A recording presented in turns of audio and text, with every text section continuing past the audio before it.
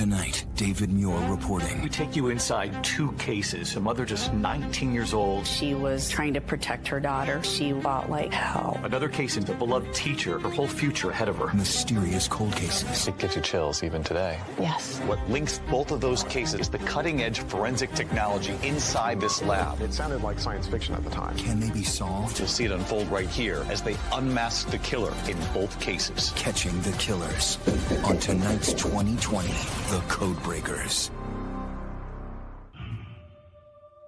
Tonight we take you inside two cases.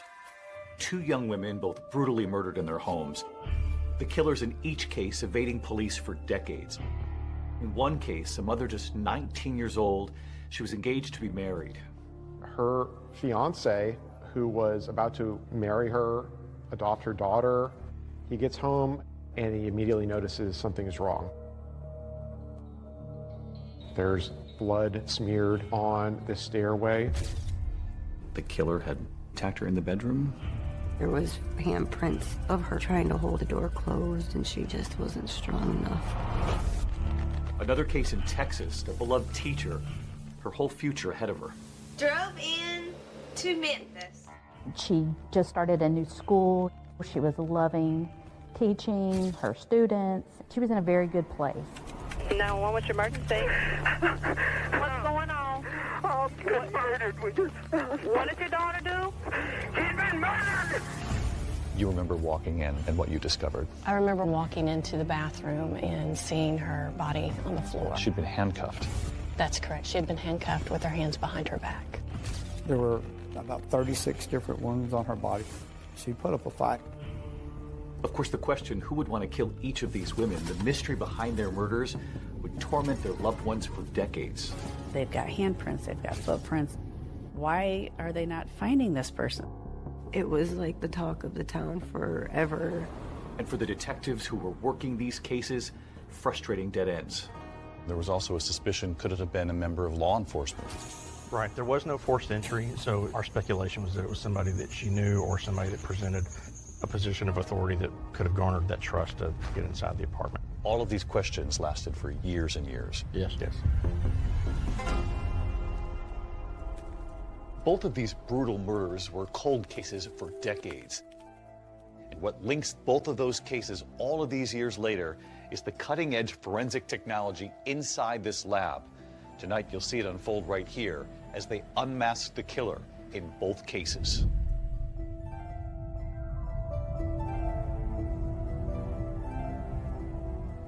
It's the first week of December 1988. 19-year-old Kathy Schwarz is home with her 9-month-old daughter. In Kathy's living room, a tree decorated and ready for the first Christmas for her little baby.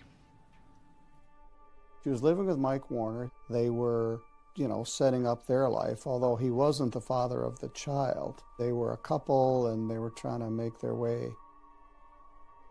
He definitely came in and kind of was her knight in shining armor. They were a happy little family.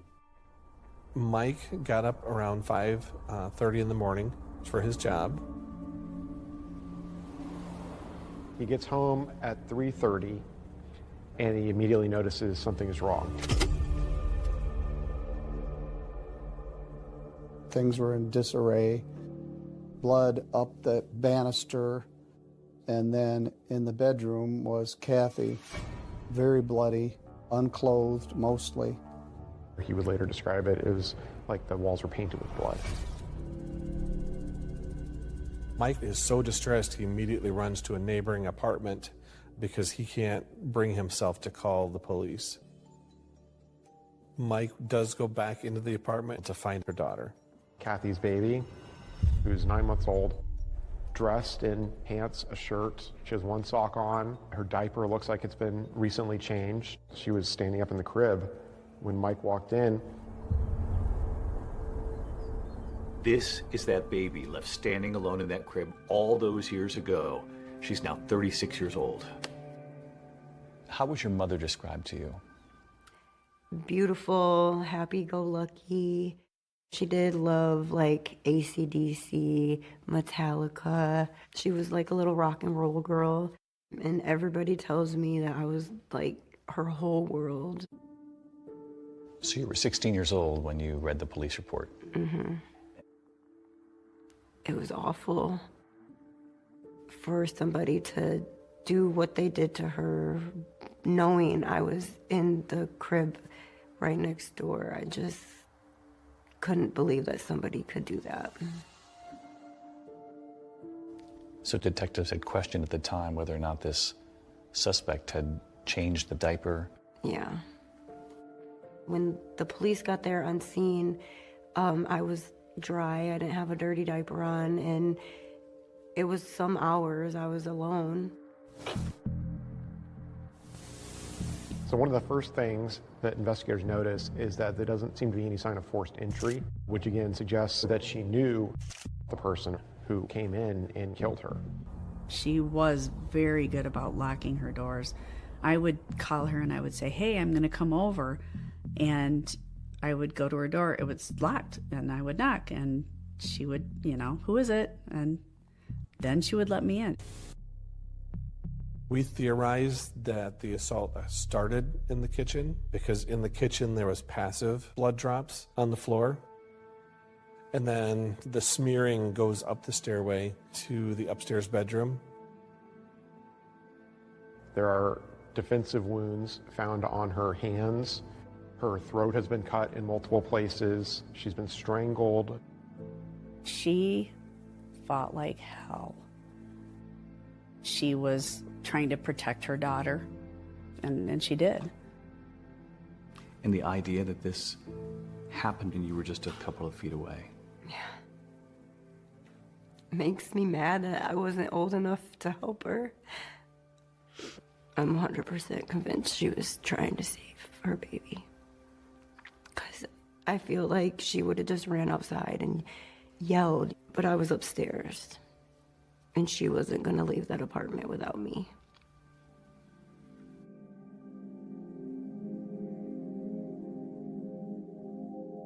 In the bedroom where Kathy was found is a phone on the bed. The phone cord was cut, but on the phone there was Kathy's fingerprints, and then there was also an unknown fingerprint in blood. In '88, obviously, DNA was in its infancy. The fingerprint on the phone, how significant? Very significant, because they were in actual blood, and it was not my mom's. There is a bloody footprint in the bathroom.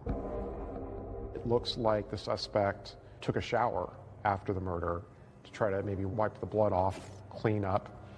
But in the process of doing so, he left behind a left footprint, size 9, in blood. And then the person left without being seen and without being discovered. It was very unsettling that something like that could happen. It just didn't make any sense. None of it made any sense. But when crime scene investigators passed through that gruesome scene again, this time with a new forensic light source, they find a new clue, and one that was imperceptible to the naked eye. It was like a great big neon clue. It's like, holy smokes.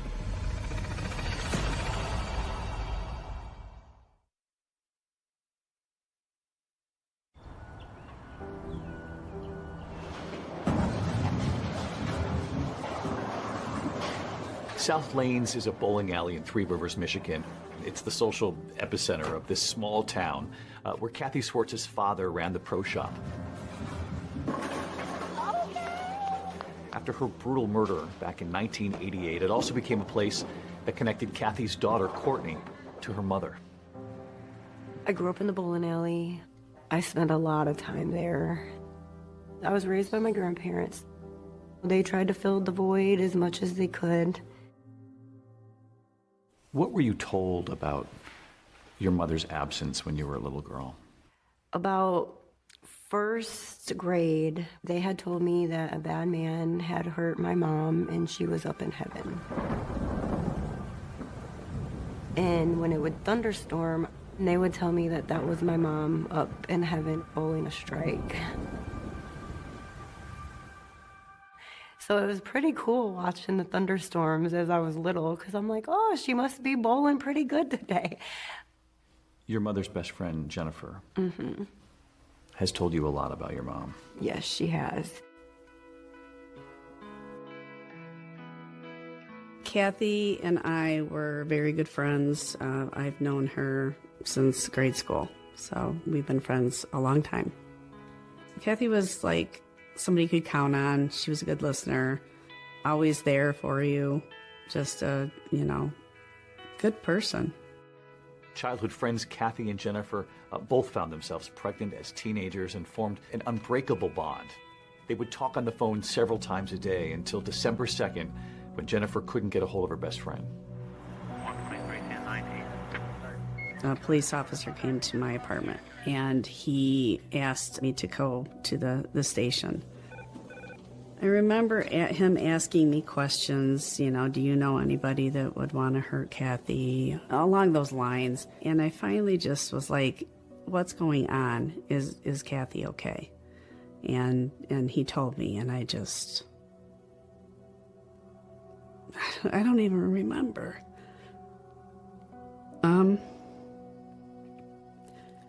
I know that the first thing out of my mouth was, is Courtney okay? Where is Courtney?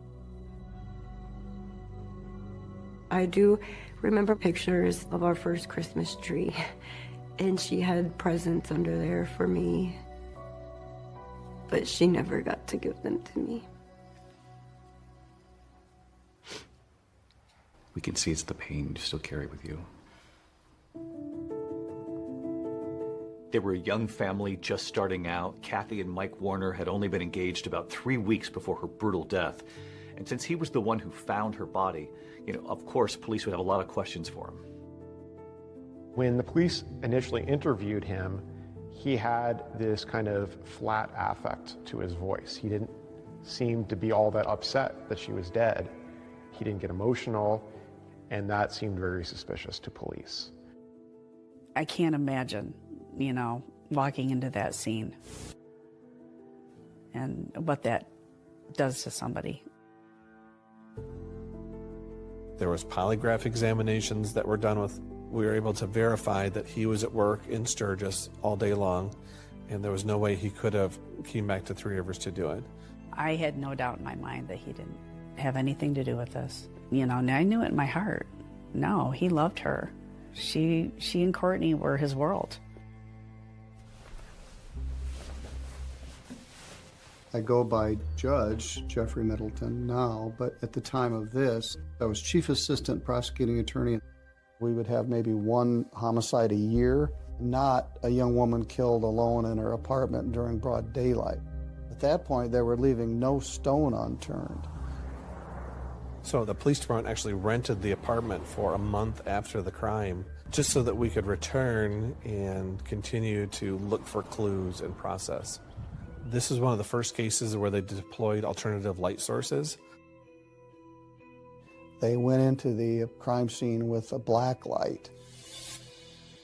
On the refrigerator, they noticed 2 pieces of writing. Metallica was written on the refrigerator, and Harley was here.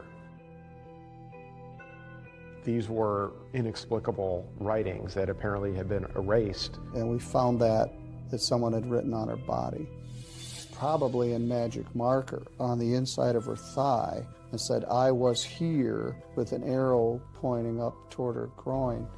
That was not visible to the naked eye. And when detectives speak to Kathy's friends, they hear about an ex-boyfriend named Troy Schultes. It turns out he had a nickname, Harley, which of course got their attention. He was a huge fan of the band Metallica. In fact, he has a Harley-Davidson decal on his truck. The truck was spotted outside Kathy's apartment that very afternoon of her murder. Well, that's who I told him to look at and, to question. I know a lot of other people did too. I don't know how to really describe it, but it was not a good they were not good together. When they further look into him, he doesn't have an alibi for that afternoon. So he immediately becomes their number 1 suspect. They pick him up for questioning. Troy Schultes admitted that he was the one that wrote on the refrigerator and on the wall in the apartment, but he never admitted to writing it on her thigh. And he said, well, I didn't do it. And still with no solid alibi for the night of the murder, police zero in on Troy. I thought, that's got to be it. Because again, it's got to be somebody she knew, somebody she trusted. And before long, an arrest in the Kathy Schwarz case is announced. But if investigators think they've got their guy, a rude awakening is ahead.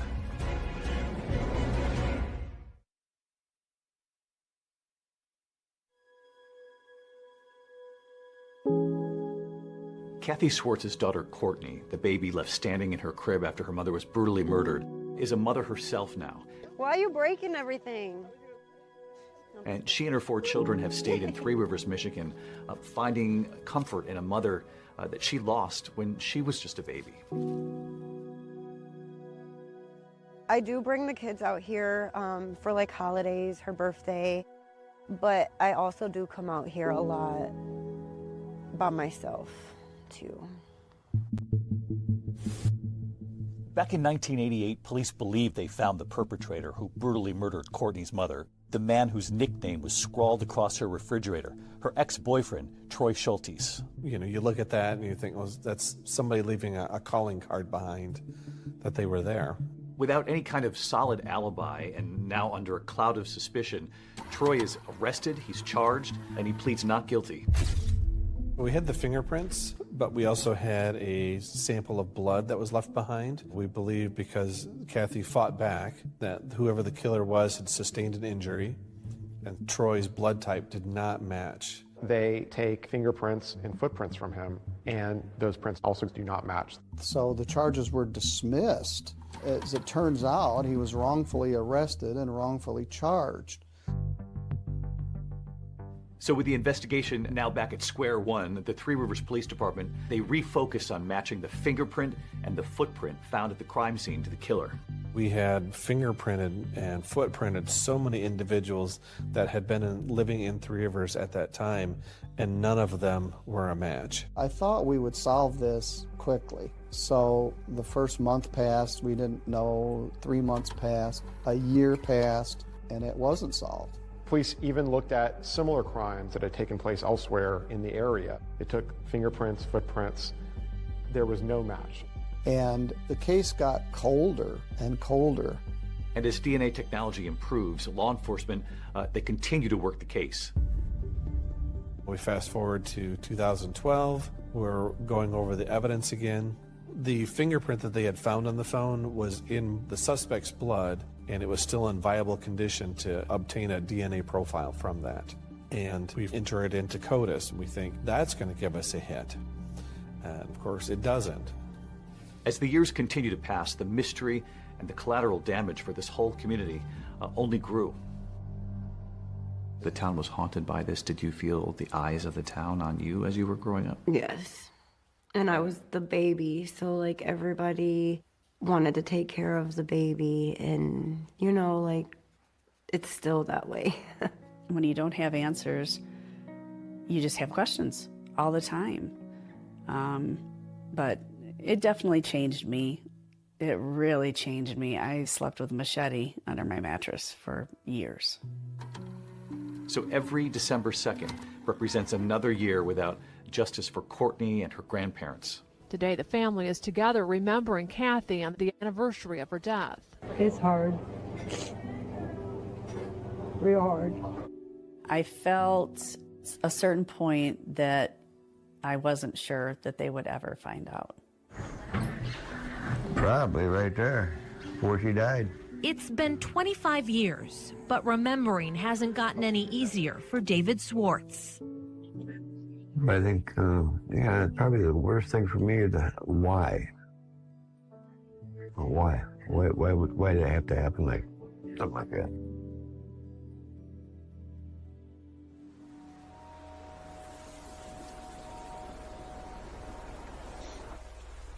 When you look at these kinds of cases around the country, there is generally an investigator or a detective who never gives up. Yes.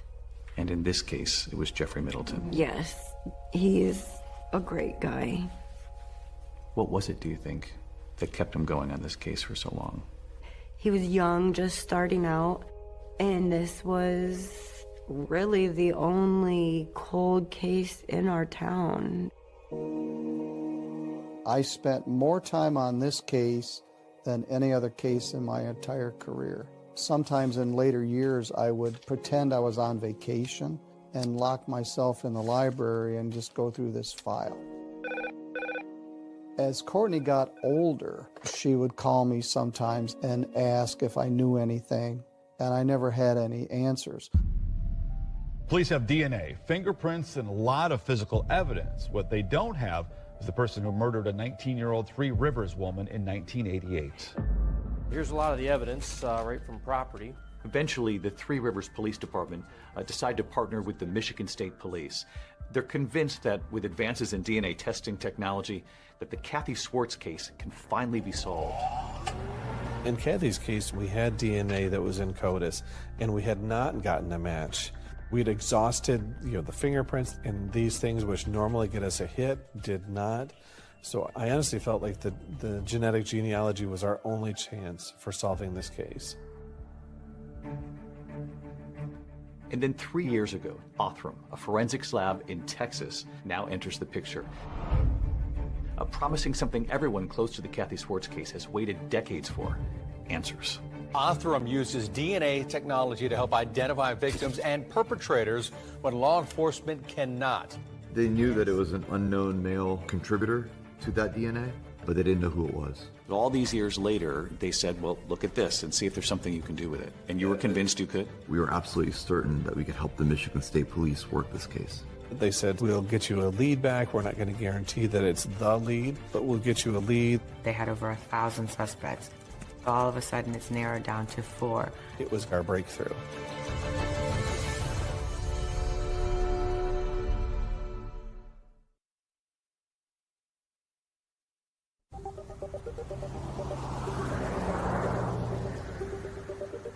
In 2022, a package containing DNA, that single bloody fingerprint from Kathy Schwarz's pink phone, arrives right here at this building just north of Houston. To the outsider, it looks like just another office building, but what's actually happening inside, in these labs, is now changing how investigations across this country are being solved. This is the headquarters of Othram, a cutting-edge forensics lab that's been mentioned in some of today's most talked-about criminal investigations. And Othram has been credited by law enforcement with helping to solve cases that have been unsolvable for years now. How are you? It's good to see you. Good to see you. How are you? Yeah, Thank you. Welcome to Othram. David and Kristen Middleman are the husband and wife team behind all of this.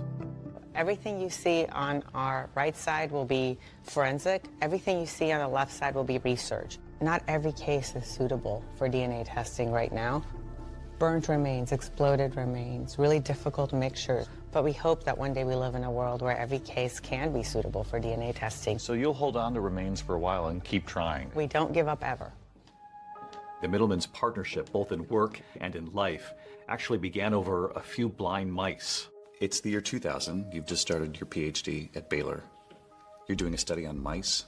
I was. And there was another young scientist.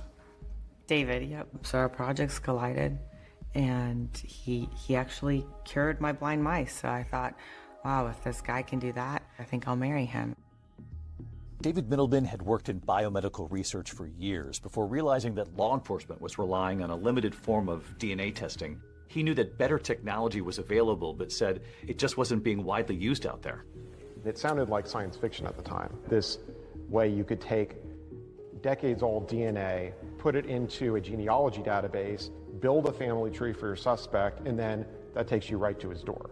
That was pretty amazing. You start to think, wow, this is really an unused tool here for law enforcement. Yeah, it felt wrong that there were tools available, and yet there was this piling up backlog of cases that were unsolved. So at one point, you turn to Kristen and you say, I want to start my own lab. His words were, let's build a forensic lab of the future. And my words were, what?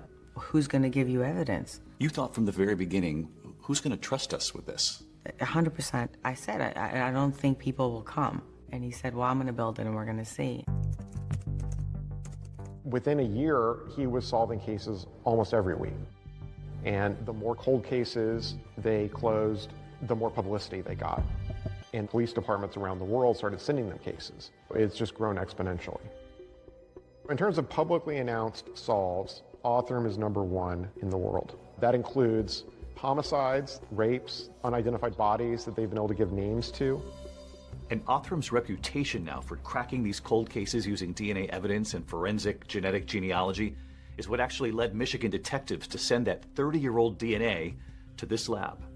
In the Kathy Schwarz case, this DNA was how old when it got here from that pink phone? It was decades old, and in spite of being so old, the DNA was still intact and usable for testing. You knew right away this was suitable, and this was just his DNA, the suspect's. Yeah, the DNA was a single unknown male contributor. It's a small sample, but in spite of that, there's anywhere from hundreds to thousands of cells worth of DNA. So if you touch David's hand, how much DNA, how many cells have you left there? Hundreds of cells. Hundreds of cells on his hand, and sometimes you're dealing with 10, 15. Even less. From years ago. Yeah. And still able to solve the case. It's a very, very sensitive technology. In this Kathy Schwarz case, you've chemically labeled all the different parts of the DNA in this room right here, and what do you do with it from there? It is now ready to actually be read. This particular DNA sequencer is one of the most powerful sequencers This on here Earth. with the green? Yes. Give me a comparison to what authorities used to have to deal with. What would the DNA sequence reveal versus what you can reveal with the DNA sequencing from this machine now? Sure. So for the last 30 years, people have used a different kind of DNA testing technology that can measure 20 data points in the DNA. This machine actually can read out the entire sequence. So whereas you might get 20 data points in the earlier versions of this technology, this machine could give you anywhere from 100,000 to 1 million data points. 100,000 to 1 million? 100,000 to 1 million data points. So now that you have this sequencing that they just didn't have access to years ago, in this particular case, for example, what do you then do with that?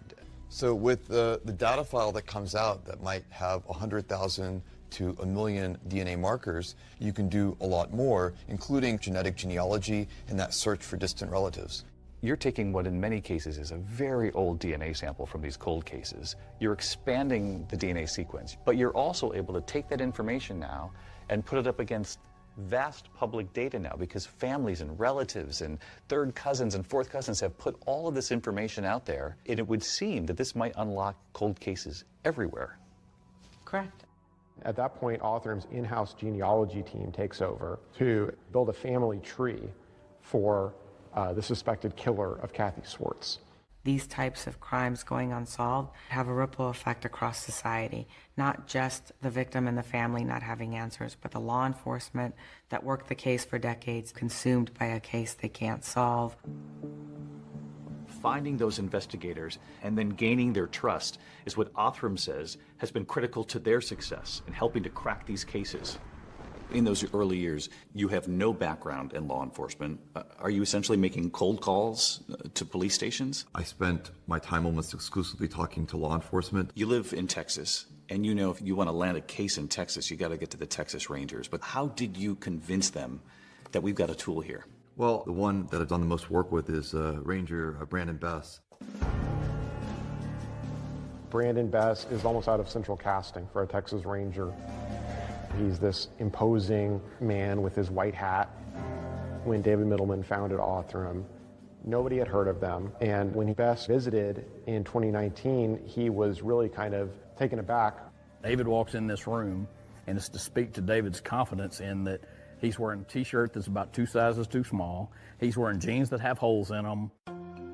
It looks like he hadn't slept in 14 days. His hair standing up. I have instant respect for him because I can tell this is a guy that doesn't give up. Bess came away impressed. He heard about the opportunity to solve a cold case, and he thought, let's team up. And he had one case in mind. They told me it was the most heinous thing that had ever happened that was unsolved in Beaumont. That other case, that young school teacher, 31-year-old Katherine Edwards. 911, what's your emergency? Get me the police, please. What was unique about this case? The victim was a school teacher, well liked by everyone. And there was no sign of forced entry. So it's just a very odd situation. It didn't add up. This is a crime of violence, a crime of passion, a crime of control. It gives you chills even today. Even today, yes, even today. Either it was someone that she knew or someone that presented themselves as an officer. It was almost like whispered in the hallways, it could be one of our own.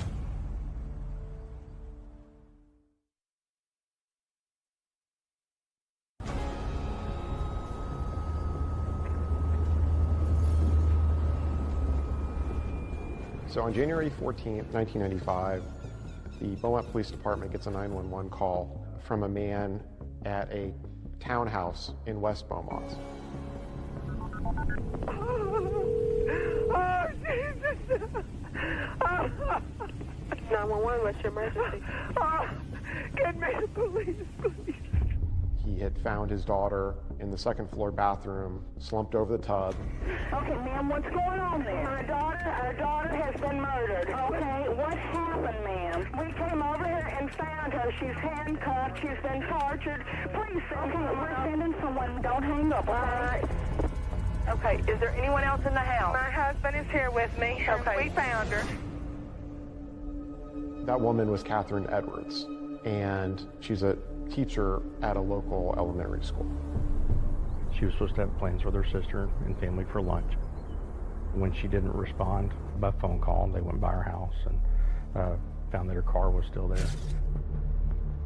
Got inside the house with a key. Her father said he grabbed her and pulled her over and rolled her over to look and see if there's anything he could do. He was crying hysterically. Get the police and an ambulance.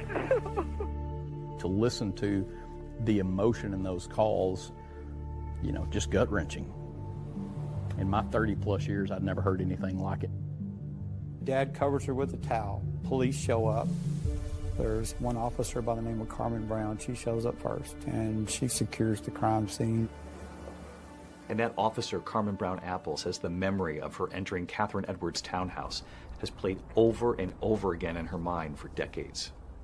You remember walking in and what you discovered? I remember walking in and going up the stairs, looking first into the bedroom that was very much in disarray. What did you find as far as the bedroom and the bathroom? Bedroom, there was looked like there had been some type of tussle in there. Things had been knocked around. Sheets were partially torn off. A portion of the bedpost had come off. And then walking into the bathroom and seeing her body on the floor. She'd been handcuffed. That's correct. She had been handcuffed with her hands behind her back. When her mother said her name, yes, you thought, I know her. I know her. I went to college with her. We were in sororities together. She was so full of life and so friendly and so nice. That just always stuck with me. To come to the scene and then suddenly realize it was Mary Katherine, it just knocked me for a minute. It gives you chills even today. Even today, yes, even today. She is not your typical victim by any stretch of the circumstance. It was an extremely unusual case.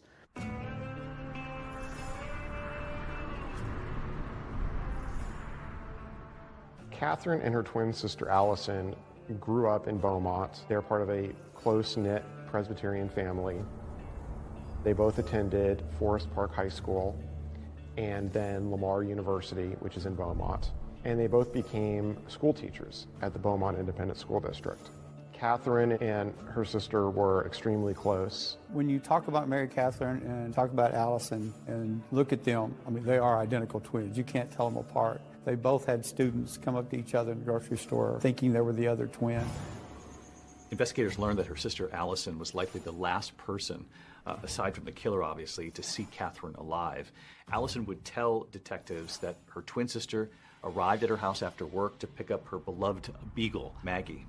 She came by, visited with her sister, went home. From what we can tell, she had had a glass of wine and just kind of was relaxing and about to go to bed. And I think the last time she was heard from was about 8 o'clock that night. One of the neighbors told police that he heard someone clomping down the stairs overnight on the night of January 13th. There was a 12-year-old boy and his dad that were staying with some friends that were right next door to Katherine Edwards' townhome. He heard somebody run down the stairs and then a door slam, and a little while later a car sped off with loud music. There were some other neighbors that heard some loud banging. It lasted for 60 to 90 seconds. And they said they never heard a scream, so they just figured that something else might have been going on. They had no idea that there was a murder taking place next door. Crime scene investigators found that there was no sign of forced entry, which is significant because it either meant that Katherine had kept her door unlocked or had potentially recognized her killer and let him in. Of course, in these cases, it's standard procedure for investigators to look at those closest to the victim. And really, from the beginning, her ex-boyfriend is seen as a prime suspect. But critical evidence from the scene actually points in a different direction. The crime scene investigators at the time also collected a lot of evidence from the house, and one of those pieces of evidence being the bedspread. Investigators found semen on Katherine's bedspread and from the rape kit. We've got some DNA here. Now we just got to match it. The DNA actually doesn't match her ex-boyfriend, and he's now cleared in the case. And there are no matches to the DNA in CODIS, which is the National Criminal Offender DNA database, either. Police were really stumped. They tried every avenue they could think of, but every avenue hit a dead end. One of their initial theories was that the killer had some sort of law enforcement background. The handcuffs were Smith & Wesson. That's a popular brand with law enforcement. They were trying everything they could think of. They really did. They went and tracked down sales of handcuffs in this area, receipts. All members of the Beaumont Police Department were tested. There were no matches. It kind of sent a panic through the community. You know, if this can happen to somebody in a really quiet part of town, could it happen to them, kind of thing. It went from a rumor to just spreading like wildfire throughout the community. Everybody wanted to know, was this a one-time deal? Was this a serial killer? The case would go cold for decades, and obviously it's just one of hundreds of thousands of unsolved murders in this country. But then in 2020, two investigators, Ranger Brandon Best and Beaumont Police Detective Aaron Llewellyn, decided to take a fresh look at the case. At the time, Best had just been connected with this new lab called Othram, and Detective Llewellyn knows that there's DNA that's actually available to test in this case. But when Brandon presented Othram to me right then and there, I'm like, let's make this happen. We believed that was going to be our only hope. The last hope for answers, the DNA evidence from the murder of that elementary school teacher, Katherine Edwards, is now headed to Othram for testing. Bloody fingerprint left on a phone and a footprint. And in the case of that Michigan mom, Kathy Schwarz, what new lead is about to be uncovered right behind this glass? You'll see right here tonight how both cases are about to crack wide open, sending investigators across this country to find the killers they've been searching for decades. The person that did it was in the 10,000 pages of police reports. You have all these puzzle pieces, but if they don't all fit together, you don't see the picture. I want you to think about the next words that come out of your mouth. I want you to think very hard about that. We felt like we had a home run right then and there. And they said he was like a godly man down there. I was like, wow, we're going to get some answers.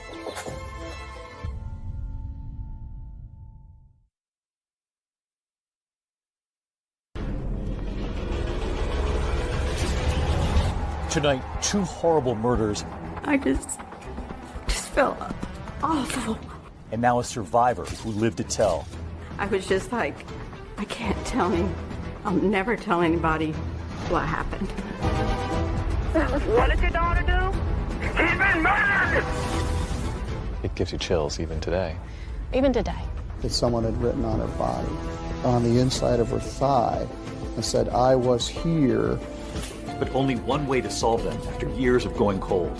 I honestly felt the genetic genealogy was our only chance. But all these years later, they said, well, look at this and see if there's something you can do with it. It's his fingerprint, it's his bare bloody footprint, and it's his DNA. It turned into a massacre. The floor goes out from under you.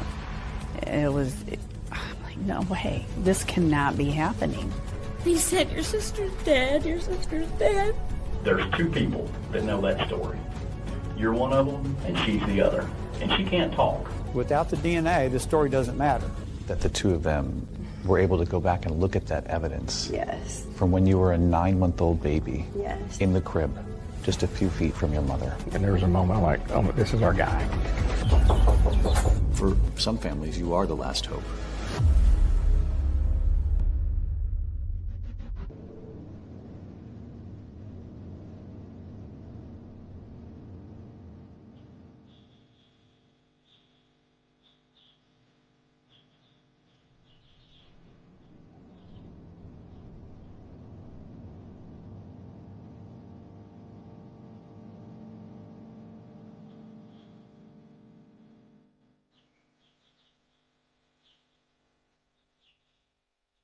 Courtney Schwarz's childhood was clouded in mystery. She was the sole survivor. She was just a baby at the time during a vicious attack that left her 19-year-old mother, Kathy Schwarz, strangled and stabbed to death right near her. Among the clues left behind at the scene, a single bloody fingerprint on Kathy's pink phone. It contained DNA of the possible killer. But of course, the question for decades, who was the killer? For years, you were haunted by that question. Yeah, growing up, most kids, they look at people and they don't have to think, is that the man that killed your mom? And everybody that I met, that's the first thing that would pop into my mind.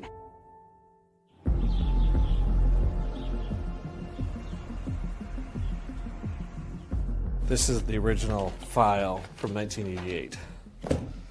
When you have your files in a cold case, the killer's name, it's in there somewhere. The profilers really believed that whoever it was would return to her gravesite. And for years, that was part of our initial our rookie training program was, this is Kathy Schwarz's gravesite. If you see somebody at that gravesite, you need to stop and identify them because they could be a prime suspect in the murder.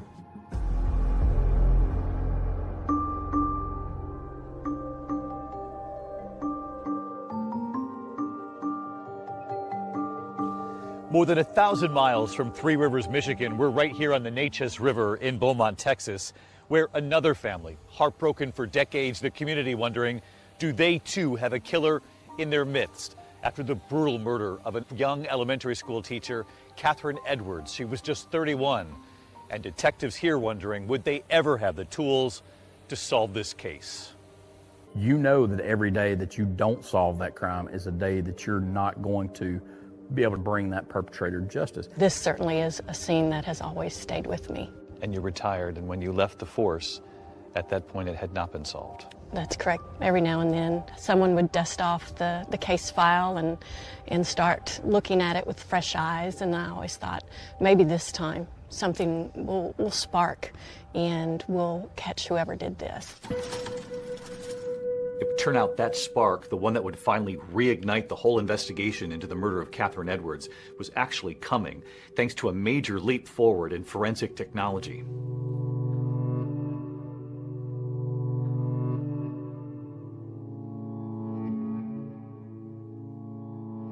In 2020, a courier drops off a package at Othram's office.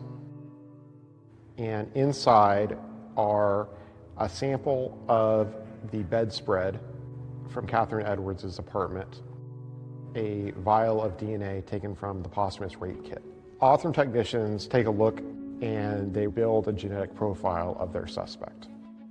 Investigators now have a human profile that can actually be searched in public databases to try to find possible family members across this country. And to do that, you need a genealogist to connect the dots. And Beaumont detective Aaron Llewellyn didn't have to look far for help. Aaron Llewellyn knew one who would work the case for free, and that was his wife, Tina. I remember sitting at the table one night and getting really frustrated trying to map all this out. And she's like, let me help. Actually, just move over. I got this. No, Tina doesn't ask. Tina Llewellyn was a detective in the Beaumont Auto Crimes Division. And she had an amateur interest in genealogy. I can remember dozing off one night, and I wake up, and she's got lines going here and lines going there. So now, along with the Middlemans from the Othram Forensic Laboratory, you've got two husband-wife teams actually working the case of this elementary school teacher, Katherine Edwards. And soon another critical partner joins the hunt. When Tina Llewellyn is looking through the matches to their suspect, these are distant relatives of the suspected killer, she notices that a lot of them are clustered in Cajun country in Louisiana. And the same contact name keeps popping up. This woman named Cheryl LaPointe. I was sitting at my desk one day and I got a phone call. He said, I'm Detective Aaron Llewellyn from the Beaumont Police Department. Your email is attached to one of the matches that we have to the person of interest. Cheryl LaPointe just happens to be a professional genealogist with experience working in criminal cases. She also has Cajun ancestry. Cajuns, back to the late 1700s, we were a small population who came to South Louisiana. And so they married their neighbors, who was usually their relatives also. Cajun ancestry is notoriously complicated and complex to perform genealogical work on. I knew it was going to be a challenge from the start. We spent hours and hours and hours on the phone talking to each other. Probably no less than 5 times a day. A friendship quickly forms as the two women spend the next 3 months building a family tree around the suspect's DNA, using every record they can find, a combination of internet research and good old-fashioned library archives. A lot of newspaper articles. A lot of newspaper Obituaries. articles. Census records. I remember I got to a couple in Beaumont, and there are yearbook records of 2 sons that couple had. And the first one we came across, he was the right age. He went to the same high school with our victim. Aaron goes and does research and finds out that he had a criminal history from here, and it was a prior sexual assault that had occurred in 1981. And there was a moment like, oh, this is our guy. And the details of that assault set off alarm bells for detectives. There were a lot of similarities in that case that mimicked Katherine Edwards' case. The victim's hands were bound behind her back. She was sexually assaulted. We felt like we had a home run right then and there. Suddenly they realized that this suspect had a second victim. The difference this time, the victim survived and lived to tell. He started telling me that he was training to become a policeman and stuff. He was like, I'll just take you home. I don't know why, but I believed him.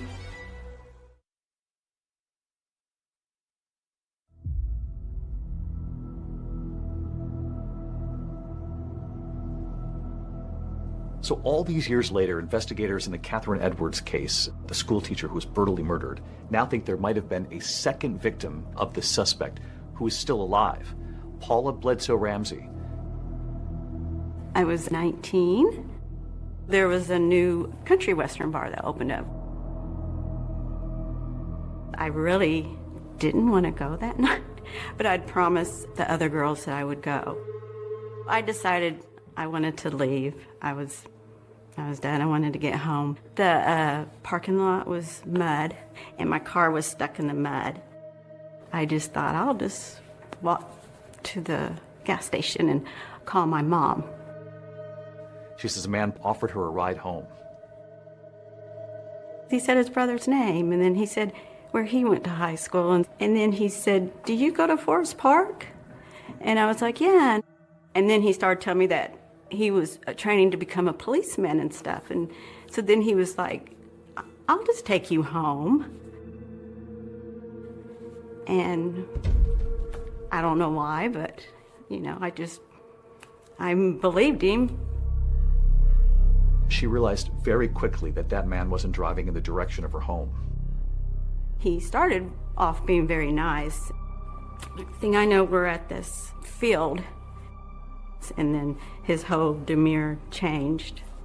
He drove her to a nearby park, threatened her with a knife, tied her hands behind her back, and raped her in the backseat of the car. Then he dropped her off at her house.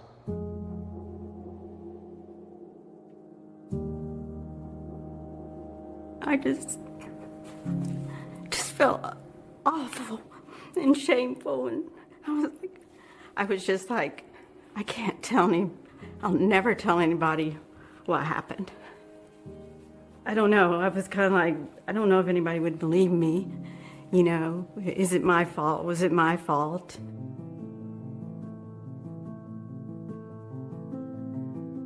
Paula said she summoned the courage about a week later to tell police what had happened. They would soon tell her that they identified the man who attacked her, and it turns out he wasn't a police trainee. He was a 21-year-old salesman in Beaumont. He said, yeah, I did it. I just got carried away. She said that the prosecutor talked to her, said, you know, this is his first offense. We want to plead him to an aggravated assault. She didn't understand what that meant other than he was pleading to a felony and for assaulting her. And so she agreed to the plea bargain agreement. I think today they take it more serious than they did back then. I wanted him to be punished. I think I was just pushing everything down and just trying to focus on with life.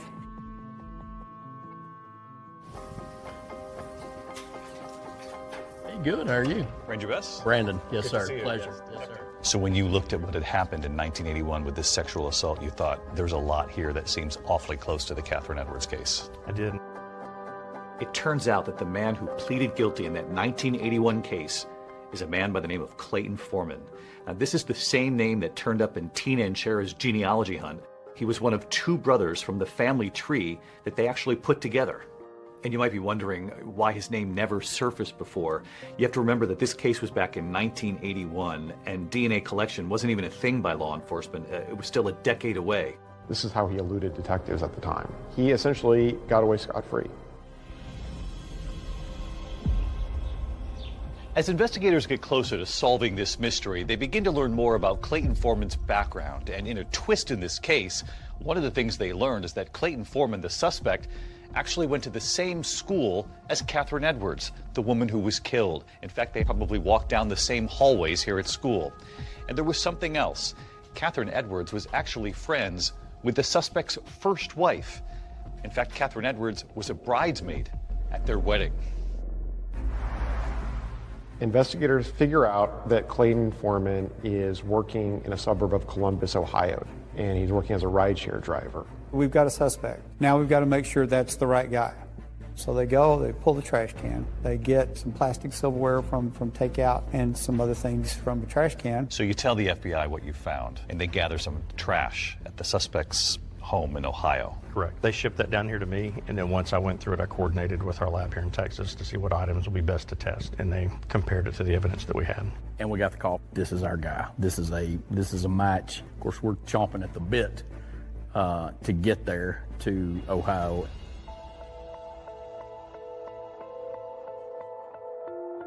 So he'd been told that one of his Uber customers had had something taken and that he needed to come down. Maybe you guys could ask him a few questions about it. That's not what you were going to ask him about. No, not at all. What we're here about is we're cold case investigators. You want that shock and awe factor. You want him to walk in the room, you want him to see a guy with a cowboy hat on, and he knows that this is not someone from Ohio. We're asking you to visit with us about a crime that we're investigating, okay? You don't have to talk to us at all. Okay.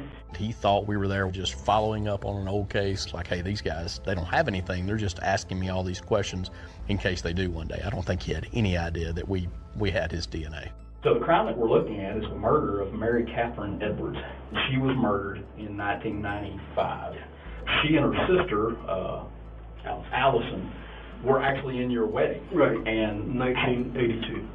Were you aware of the crime even? No.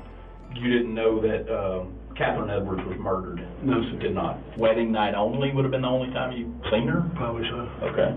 Never, obviously, had sex with her? No. Never? Never. Did you ever go in her house at all? Any house that she ever lived in? No. Clay, I'm going to level with you. Okay? Right here and now, and I want you to hear me real close. All right, sir. What I'm going to tell you right now is your DNA was on Katherine's bed and was inside Katherine. Okay. I mean, I don't know how I got there, but per se it was there. There's only one way for it to get there. Okay. And that's by you putting it there. Okay. There's two people that know that story. You're one of them, and she's the other. And she can't talk. Mm-hmm. What I asked you is, now, to be honest with us completely, And tell us, how did that happen? I'm not going to say anything. So if I need an attorney now, You probably need one, or you do need one. I'll need an attorney. After he makes it outside, that's when we execute the arrest warrant and arrested him. You showed up with the handcuffs that he used on Katherine Edwards. We did, and got to put him on him after we got through interviewing him. Did he know that those were the handcuffs he used? He was told. New developments tonight on the murder of a beloved Boma teacher. So finally, 36 years after Katherine Edwards' murder and arrest, the team can now return to Texas to prepare for trial. And in South Carolina, another team of investigators, they're now chasing a promising lead in their case because of this new technology. The murder of Michigan mom Kathy Schwarz, whose daughter has gone so many years without answers. At what point did hope return for you? I got a phone call from Sam Smallcombe, and he said, we may have the guy that killed your mom. How can we help you?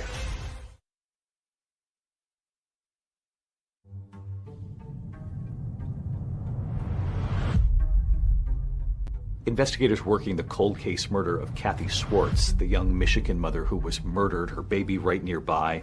They had sent off the perpetrator's DNA taken from her pink phone to that lab in Texas, Othram.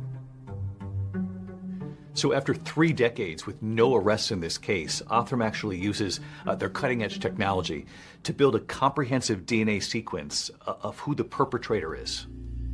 So now that you have this sequencing that they just didn't have access to years ago, what do you then do with that? We could use that profile to search a database of people, and in doing this, we can then begin to figure out how these people that are near relatives are arranged on a family tree.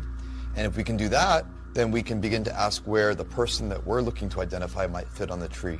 In going down the family tree, you find that there is actually a family that lives in Three Rivers, Michigan, a mother and father with 4 sons. Yes. That's correct. We got the report back, and they believed it was a family that had lived in Three Rivers. The DNA was male, so this narrowed it down to 4 brothers. The youngest brother, Barry, and then there was, the oldest was Sonny Waters, then John Waters, and then Robert Waters.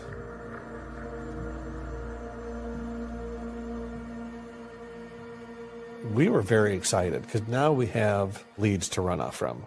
We were very quickly be able to eliminate Barry because his DNA that was in CODIS. And they're able to rule him out, so they take him right off the list. Detectives then track down 2 more of the Waters brothers, who both quickly agree to turn over their DNA. 1, 2, 3, 4. And with that DNA, they're able to eliminate them as well, which just left Robert Waters. Robert Waters was married, had a couple of children, and had been living in Beaufort, South Carolina for quite some time. He was a local business owner and had a plumbing business. And from what detectives can tell from looking at his wife's Facebook page, Robert Waters appears to be a happily married family man.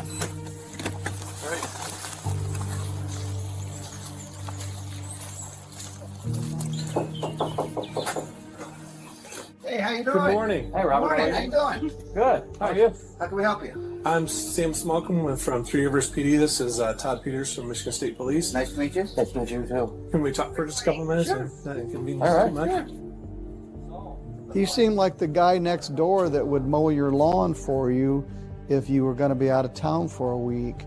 So I'm helping Sam, and we reopened this case from Three Rivers from way back in the day, going back through and getting interviews and just clearing that everything. Okay. So we were wondering if you'd have time to come down to the PD and talk with us down there. Yeah. Okay. Somebody comes into knocks on your door, investigators from another state, and asks you to come down to a department and talk. You're probably going to ask why. Never asks why, and agrees to drive himself down and meet us there.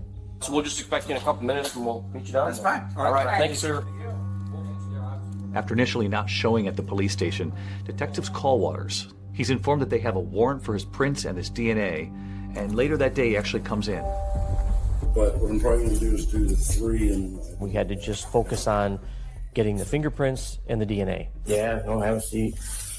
And one of the issues we'd run into is the Beaufort Police Department did not have the fingerprint live scan machine. So we had to use the traditional ink and paper. Hang on for just a second. I gotta take a call real quick here. Yes, sir. Hey, sorry to bother you. We're struggling with this print here. Unfortunately, at that police station, they're having trouble actually getting a clean print from Waters. You want to come get your fingers dirty again? We're going to try to do it on just card stock. Okay. So we rolled them a second time, sent those back. Never gets upset about it, never gets worked up about the time. We're going to go flat down. He still just willingly, I guess, hung out with us. So you've got the detectives now waiting for a definitive answer from the lab in Michigan. So they spend the next 5 hours actually making small talk with Robert Waters. If you like seafood.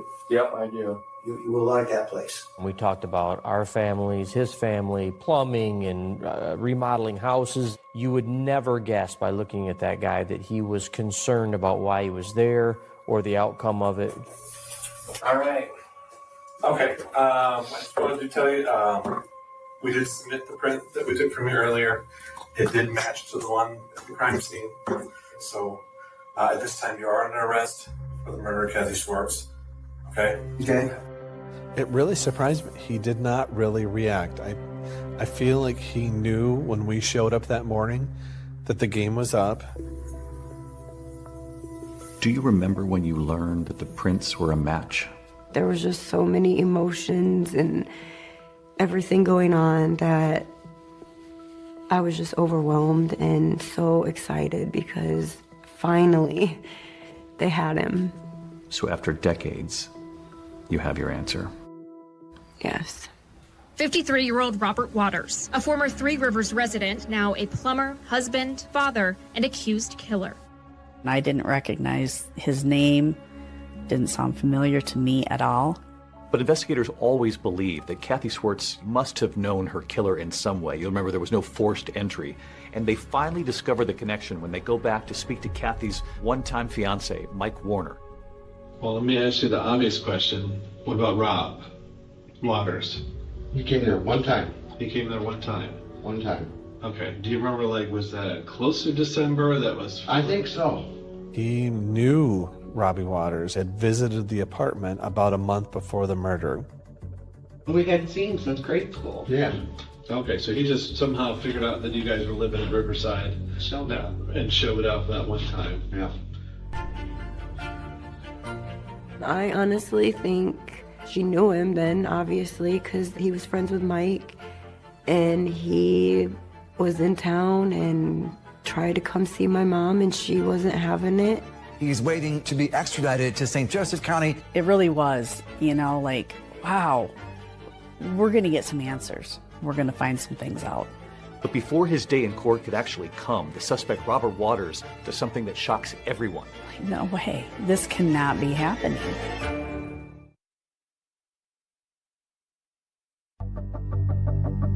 A major breakthrough in a cold case murder out of Three Rivers. Investigators say they have finally arrested a suspect. His name is 53-year-old Robert Waters.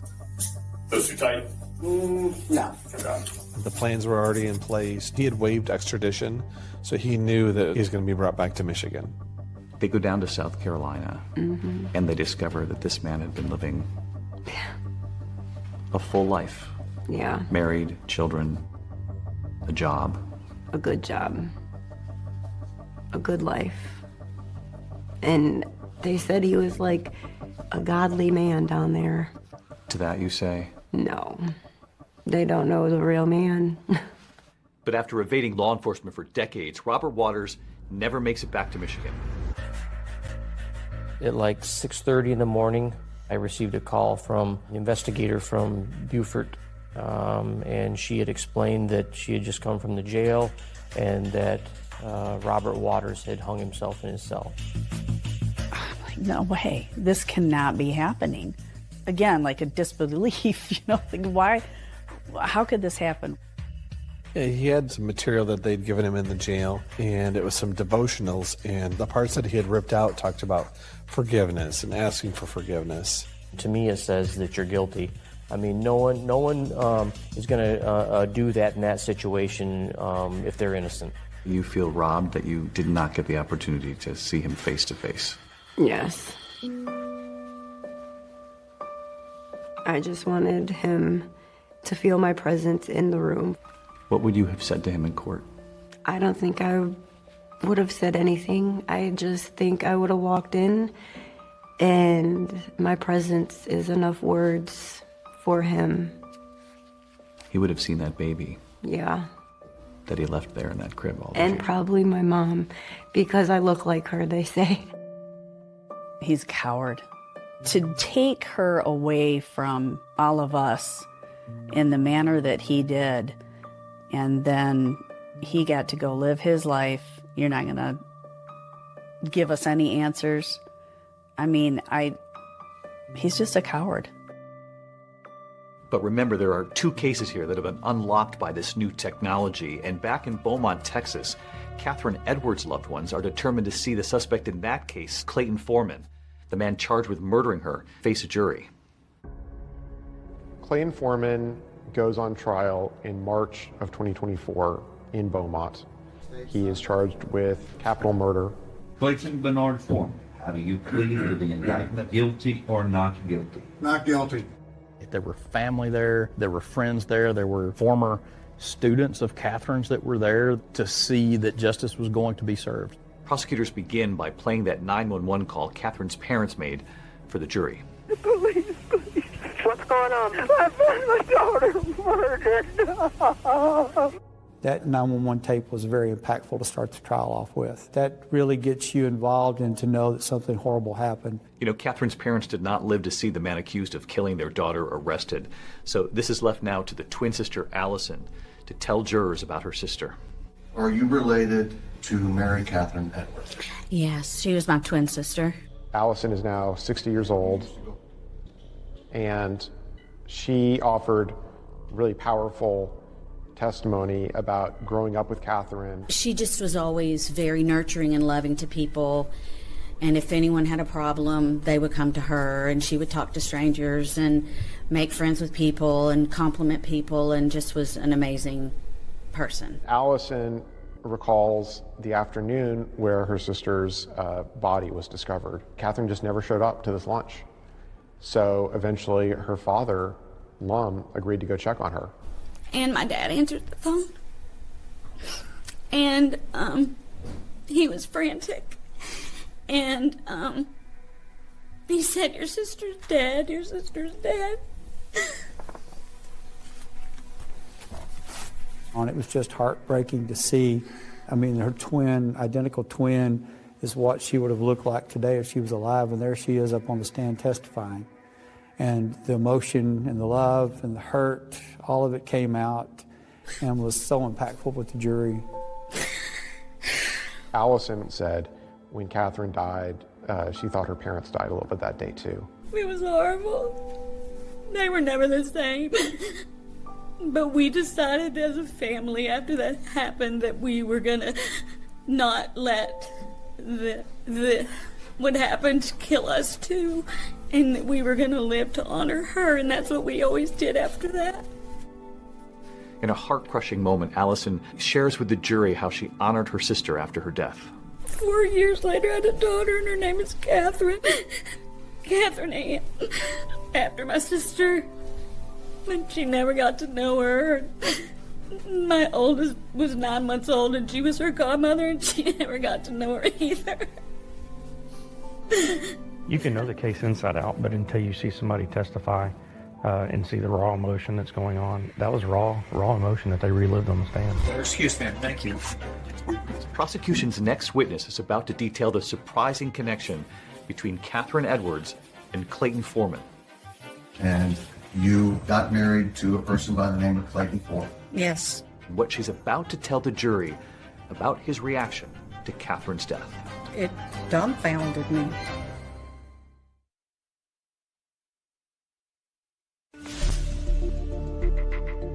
Jurors in the trial of Clayton Foreman, the man accused of killing that school teacher, Katherine Edwards, are now hearing about this investigation that took nearly 30 years, and all of it now culminating with this cutting-edge DNA testing done by that Texas lab, Othram. So have you got Please have a seat. I was very eager to get to the courtroom. I work at Othram. We'll do the testing, and it will result in the building of a DNA profile to generate new leads in the investigation. It's one thing to solve a case, and it's another to be able to defend how that work was done, allow it to be interrogated openly and critiqued. We want to see at least 50% of the markers, and you can see that in actuality we have, it looks like 87%. So that's far in excess of what is necessary to produce a workable profile. Without the DNA, the story doesn't matter. That's that one puzzle piece that puts it all together. So prosecutors want the jurors now to hear from the woman who can actually detail the connection between that school teacher, Katherine Edwards, and Clayton Foreman. She was married to him. My name's Diana Coe. And remember, Katherine Edwards and her twin sister were actually bridesmaids at the wedding. Were they friends of yours in high school? Yes. She also testified that while she was married to Foreman, she actually discovered something unnerving in his car. You had found a briefcase in the trunk of the defendant's car, is that correct? That's correct. All right. What was inside the briefcase? There was a gun, a set of handcuffs, and some horrible pornographic material. Okay. Regarding the gun, was there any reason for him to have a gun that you knew of at the time? No reason. I mean... Is there any reason that you knew of that he would have a pair of handcuffs in the back of his trunk? No. Did you ever talk to him about that? No. I didn't know what he would say. I didn't know what he would do. And later, when questioned by the defense, Diana said she never saw the briefcase again. She also recalled an odd conversation that she'd actually had with her ex-husband about Katherine and her twin sister. He had told me that in high school, he would see them in the hall, and he always thought they were so cute because they were twins, and he felt as though he wanted to make sure he protected them. After 11 years of marriage, Diana and Foreman divorced, but they continue to stay in touch. And she tells jurors how 2 years later, in 1995, she actually called her ex-husband after finding out that Katherine had been murdered. Was that very upsetting to you? Yes. When you told him, how did he react? He didn't. It was very shocking to me. It had like no feeling whatsoever, and just basically was like, oh, really? And it dumbfounded me. Excuse me, thank you. And there was one more witness jurors would hear from, Paula Ramsey, Foreman's victim from 1981. It had been decades since Paula had even heard the name of the man who assaulted her. It was a Friday, and I was at work. My phone rang, and it said Beaumont Police. This emotion came over me, and I was like, what? Is someone messing with me? And on the other end of the line was Detective Llewellyn. He said he's a suspect in a murder. And that's when he started telling me about the DNA. And he said, it is a cold case murder. And I was like, you don't even have to ask. I will go. I will testify. We hung up. I just broke down. I mean, you just go back to being that girl again, where that fear and all of it just kind of consumes you again. And so suddenly, all these years later, in a courtroom full of strangers, Paula is telling her story about how she was assaulted by Foreman. Did he do something with your hands? He tied them in the back, behind. He took your hands, put them behind you, and just secured them with an object. Do you believe that object may have been a belt? Yes. Did he threaten to cut your throat if you didn't do what he wanted? Yes. I just kind of blocked out everything else and just focused on the questions. Did he say something that you found odd concerning what he'd just done to you? Yes. What was that? When I was getting out of the car, he said, "Stop crying. I'm sorry. I hope I didn't hurt you." You have to say these things out loud, and then knowing that he's sitting right over there, and just being in the same room, and that was hard. She relived it on that stand, and it was amazing to watch her how brave she was to do that. You came here today to tell this jury what happened to you 43 years ago, right? Yes. Who did you do that for? For Catherine. I wanted to see justice done for her. And in the end, Clayton Foreman's defense, they wouldn't call any witnesses, but they did deliver a closing statement. You, ordinary citizens, get to decide whether or not, on the day in question, January 14th of 1995, Clayton committed the offense of capital murder. He may not like it, what he did back in 81. That doesn't make him a murderer. That doesn't make him that he went out and killed somebody. The case was very one-sided, and the prosecution had all the witnesses, had all the evidence. There was very little the defense could do. The verdict is in. 29 years of waiting came down to 7 days of testimony and ultimately 52 minutes of deliberation. I'll tell you that anytime I've had a jury trial, I'm scared to death when they're walking back in that room. That is the most tense moment ever for me.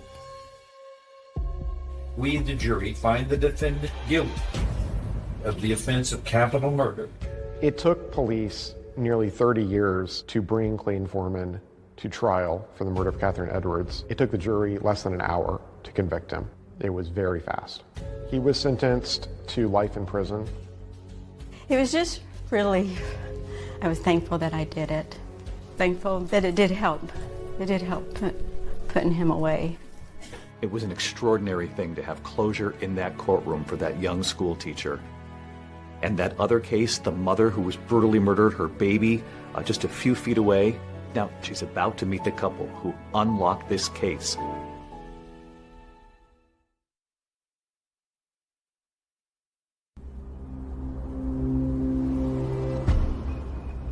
As we stand here today, all these years later, it's so peaceful and quiet here. It's hard to imagine what played out behind us. It is. Thankfully, the detectives worked very, very hard on this. And never gave up. Never gave up, and they solved it. Detective Llewellyn called me, and he said, "Hey, Carmen, you remember how you said you always wanted that case solved before you retired?"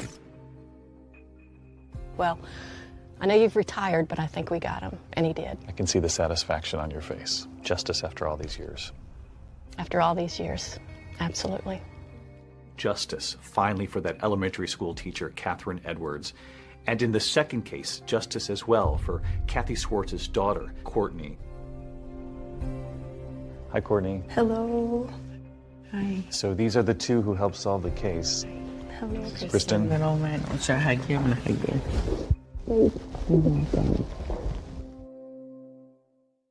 Just the idea, though, that the two of them were able to go back and look at that evidence and solve it all these years later. I can't even, I don't even have no words. You don't need words. I'm glad you have answers. Thank you.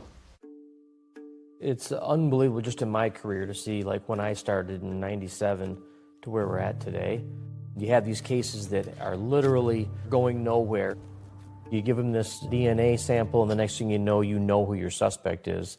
Do you think that there are cases like this all over the country right now just waiting to be solved with this new technology? Absolutely, all over the country and all over the world, but finding every case, I think, would be the goal.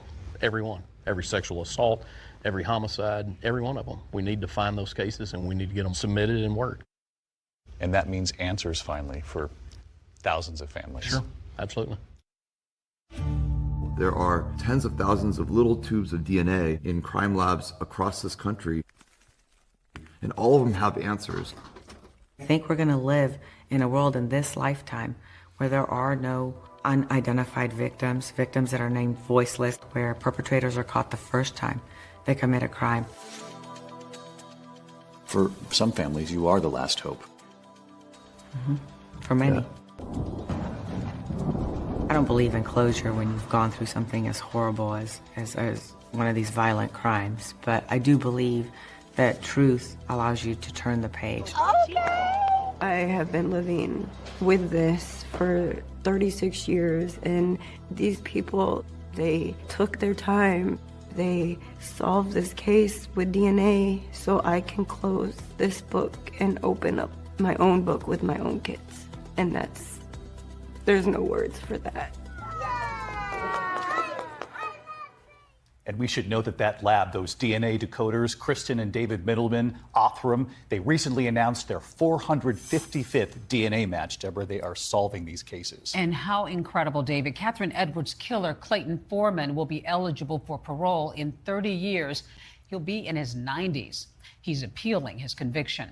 That's our program for tonight. Thanks so much for watching. I'm Deborah Roberts. And I'm David Muir. From all of us here at 2020 at ABC News, good night. A chaotic scene. Local pastor Matt Baker has arrived home to find his wife, Carrie, unresponsive in their bedroom. I put my head to her chest and no air coming out, felt for pulse, nothing. An EMT told me that my daughter was dead. There was a piece of paper on the end table, and something didn't set right. Your wife took her own life, and it's pretty obvious. I just kept saying there's no way. Was there an autopsy done initially? There was no autopsy done. We don't think Carrie killed herself. We know she didn't. Your assignment for today. We're investigating. We did. It was nonstop all the time. I would go, "Good morning, angels." Carly's Angels of Waco. They were this group of strong women who were not going to just let this go. You're presented with a crime scene that's not really a crime scene, right? Things aren't adding up. I have to know the truth. What are you talking about? Murder?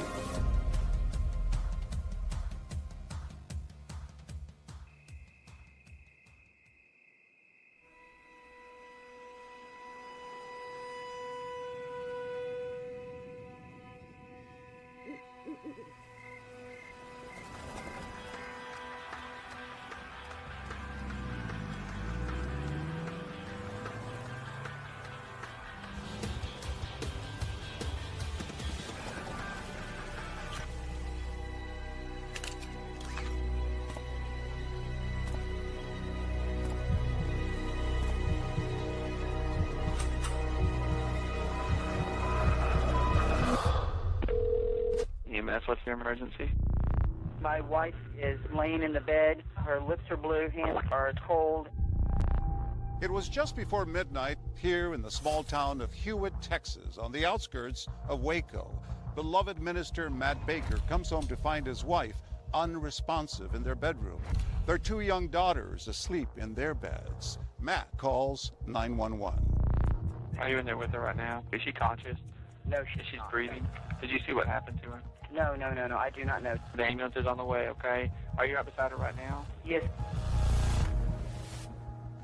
Matt had been beside his wife Carrie since they met at a Baptist summer camp and fell in love.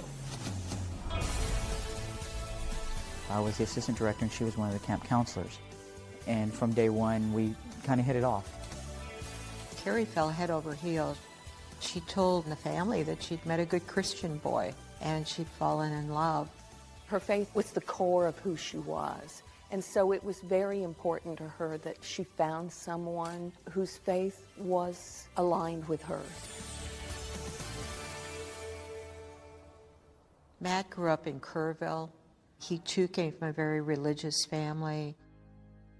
Carrie, she was always the bubbly little blonde and just loved life.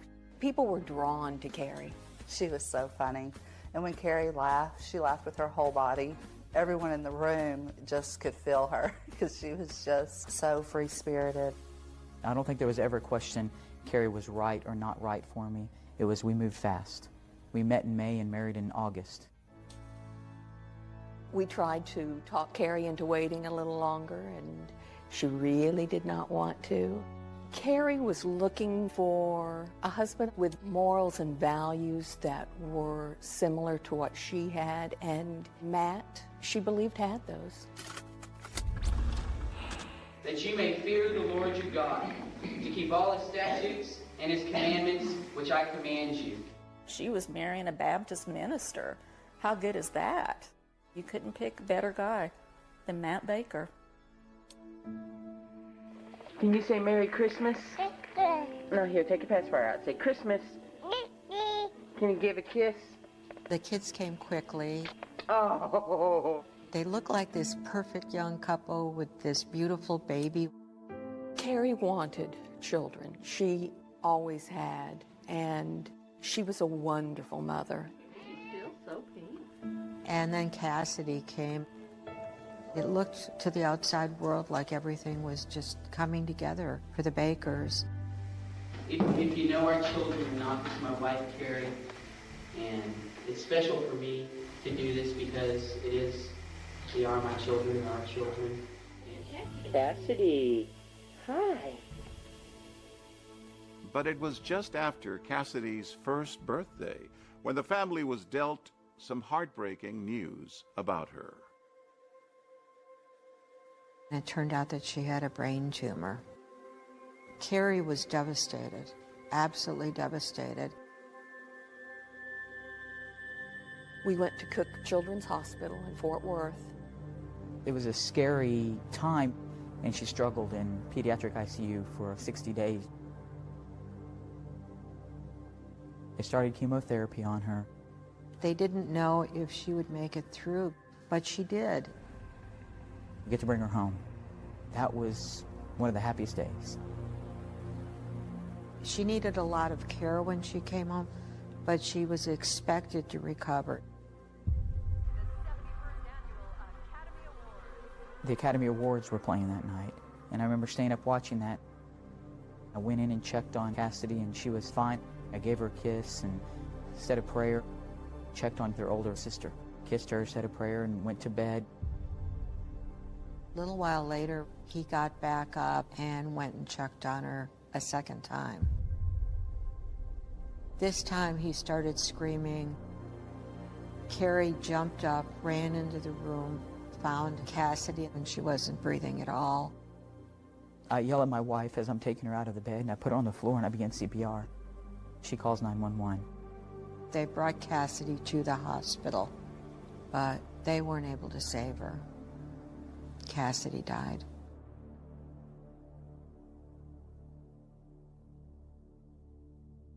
I know we dealt with it differently. We would have discussions about it and pray about it. And it was a struggle. Carrie bled grief after Cassidy died.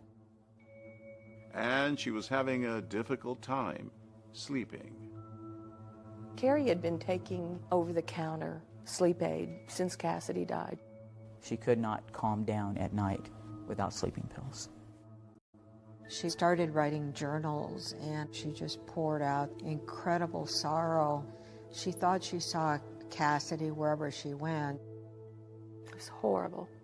What helped Carrie, in addition to her faith and her family, was she saw a grief counselor for a year.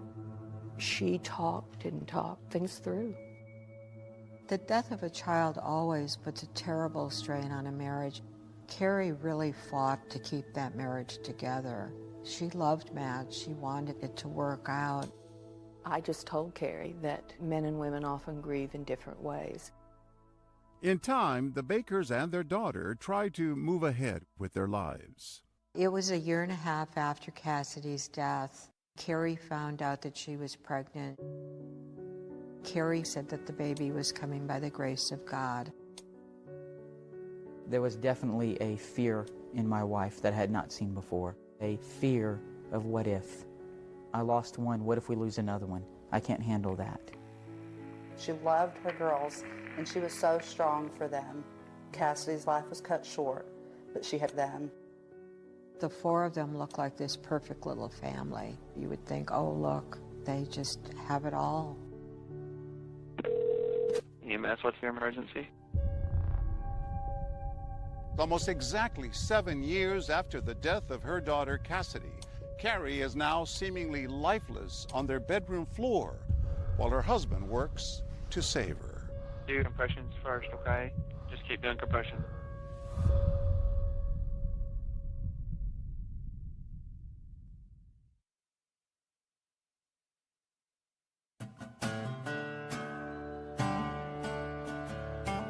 Waco is a great city.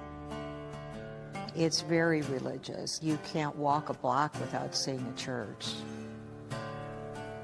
It's small enough that most people are just a degree or two away from knowing everybody else. Hewitt, Texas is a suburb of Waco. Back then, maybe 12,000 people. They have their own city, government, police. And when Carrie and Matt moved in, they quickly became part of the community.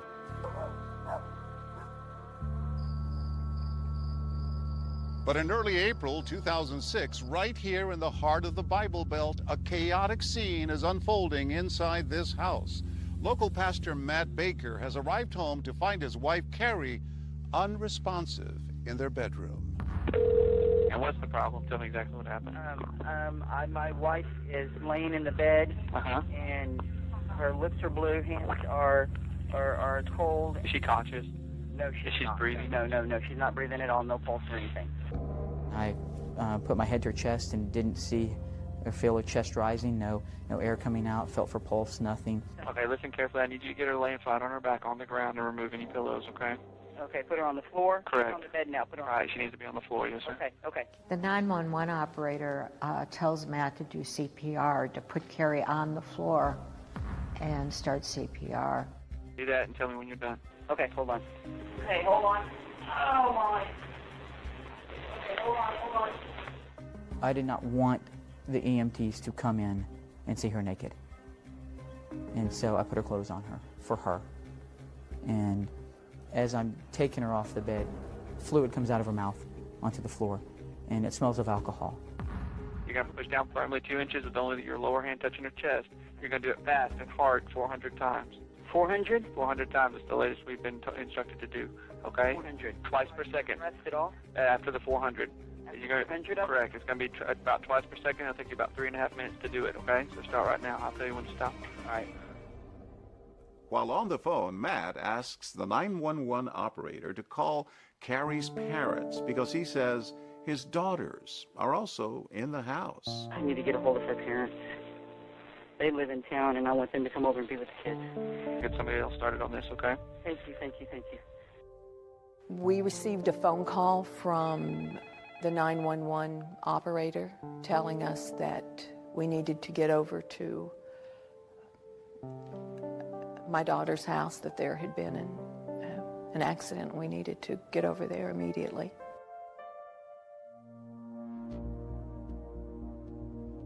Oh, she's got foam or something coming out of her nose. Okay, someone's at the front door. I gotta go. Okay, go ahead. Okay. All right. My name is Michael Irvin. I was a patrol officer with the city of Hewitt, and at that time I had only had about 6 months of actual law enforcement experience. I was the first officer to respond to the house. There was actually an EMT that met me in the front yard. Matt Baker actually met us outside and then walked us in, and he took us straight into the bedroom where his wife was at.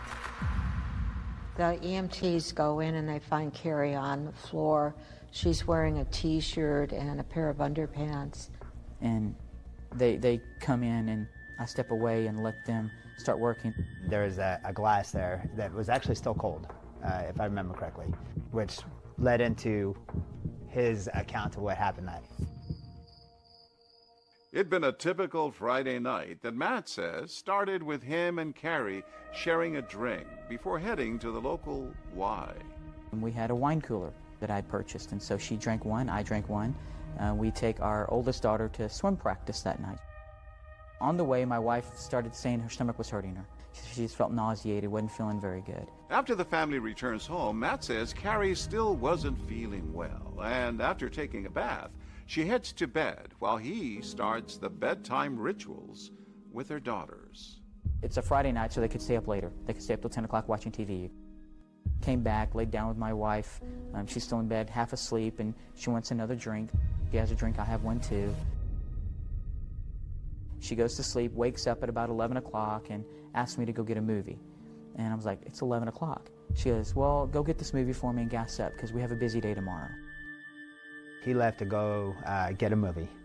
While he was gone, he came back and he discovered that he couldn't get back in. Walk to the bedroom door and it's closed. And I try the knob and it's locked. And I knock on it and call her name, Carrie, Carrie, and there's no response. Matt says he finds a small screwdriver to try to open the door. So I pop the lock and open the door and find her in bed. And it was very eerily similar to walking in the room when I found Cassidy. As EMTs in the Baker residence work on Carrie, police take note of those wine coolers on the bedside table and something else. There was this bottle of Unisom that it was almost empty. She had been taking sleeping pills to go to sleep since Cassidy passed away and started taking more and more of them. And we had discussions that you've got to stop doing this. This is too many. This can be dangerous.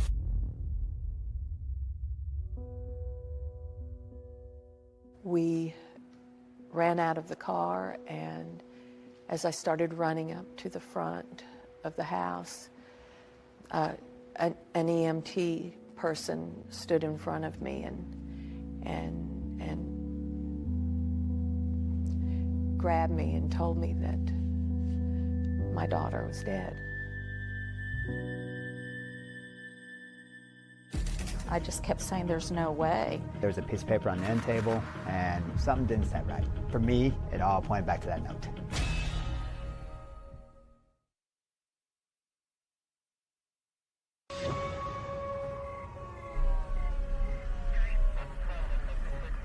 A frenzied scene has been unfolding in the middle of the night at the Baker's home. Matt Baker's wife is dead, and there's a note. On the bedside table, there's a suicide note. That was the first time that the word suicide entered my mind. I had no idea at that moment what had happened. In the note, there was reference to Cassidy. Matt explained to me that Cassidy was their daughter. And it's a very difficult time for Carrie because of the anniversary of Cassidy passing away. The first person I remember showing up after me, I explained all the things that Matt had showed me, and I took a step back.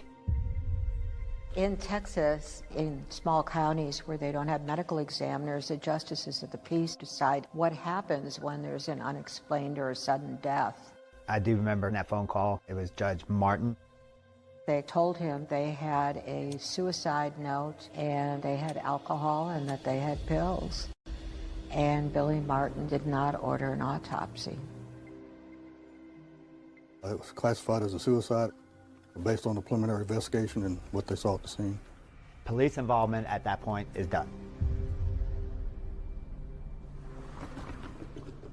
Carrie Baker's family and her church community are shocked by her suicide. I hurt for her. I hurt that someone hurt enough that they made that choice. We're just trying to put one foot in front of the other and get through this. This is...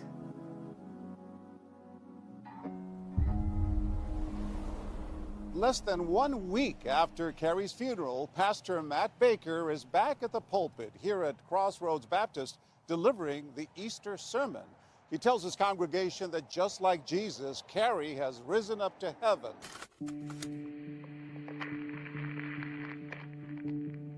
There was always the desire in her to be with a daughter that was in heaven now. And she did voice that several times, that Cassidy needed her, she needed Cassidy. This was my wife's Bible that she carried for years. Matt had given her a Bible years earlier, and she started writing her feelings in the margins. She says, I want to go with Cassidy. She could never let go of Cassidy. It was such a strong hold on her. The week Carrie died, she had a session with her grief counselor and also saw a doctor who prescribed her medication. The next day she ripped up the prescription. She wouldn't fill it. After finding out Carrie died, I had talked to my sister Kay. I just kept saying, there's no way. Carrie would never take her own life. And then that's when she told me about a visit she got from Joanne. Joanne Bristol is Carrie's grief counselor and also friends with Carrie's aunt, Kay Bailey. She had had a session with Carrie earlier that week. She had shared with me what Carrie had shared with her, that Carrie found some crushed pills in Matt's briefcase. Joanne Bristol also shared that detail and others with police in the days following Carrie's death. My sister Kay and I, we all started talking, not around Linda. We all were sitting there going, what are we going to do? Because we knew so much about Matt. We worked at a church camp together. Matt, I believe, had been written up at that particular camp for harassing girls that I went to school with. There was also an alleged incident from his college days involving a fellow student. I was afraid of him. I was angry with him. He took away virtually my young adulthood. Laura Wilson filed a complaint against Matt, saying he sexually assaulted her. We were both student trainers for the athletic department. He was a sophomore trainer and I was a freshman trainer. She was cleaning the bathrooms. Matt came in and offered to help. He came up behind me and he pinned my arms behind my back and started trying to kiss me. I kept telling him to stop. He came up from behind me, picked me up, sat me on his lap, and he began running his hand between my legs. I was struggling to get away. He didn't stop with the kiss. He didn't stop with the touching until he was ready to stop. Now I'm left with myself, violated, in shock, not knowing what to do. All I can tell you is when she left the facility, was in tears, but nothing that I did. After the assault happened, his words to me were, "I never meant to hurt you." At the time, Laura told a college staffer about the alleged assault. Matt was not disciplined. I dropped out, dealt with recurring nightmares, dealt with trust issues in relationships. It derailed my life for many, many years. I became a different person. She eventually filed a report with police years later. They began looking into the allegations, but stopped once they realized the statute of limitations had passed. Matt Baker denies assaulting Laura or harassing any female campers. Things have been said that can be misconstrued, misinterpreted, but I can say this, I never accosted anybody. Throughout Matt and Carrie's marriage, rumors of alleged inappropriate sexual behavior would continue to follow the preacher, but his wife stood by him. She loved Matt. When Carrie heard allegations that Matt had been inappropriate with young women, she was his staunchest defender. She told one young woman, when you marry a Baptist preacher, women are going to come forward and make false allegations, and you have to protect them. Carrie believed him, and we believed Carrie. She was telling us the truth, as she knew it. I think there's a presumption with a man of God that they have a certain character and a certain ethical base, and we believe that. Linda's sisters had hoped that by talking to her about the various past allegations against Matt, she might start to see him in a different light. But she didn't. She still had faith in her son-in-law. My sisters came over, and I told them, let's just grieve and let this go. But the family wouldn't let it go. It started with the cell phone records. And Linda soon makes a startling discovery. Something wasn't right.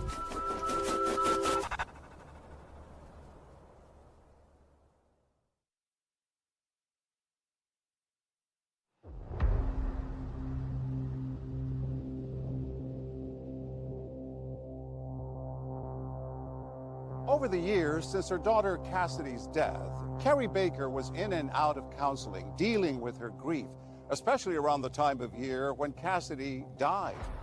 Anytime you got close to the anniversary of the death of Cassidy or her birthday or holidays, there was definitely a deep sadness. But there was more going on that year. There was the fact that she was uncertain about her relationship with Matt. She sensed that something was very wrong.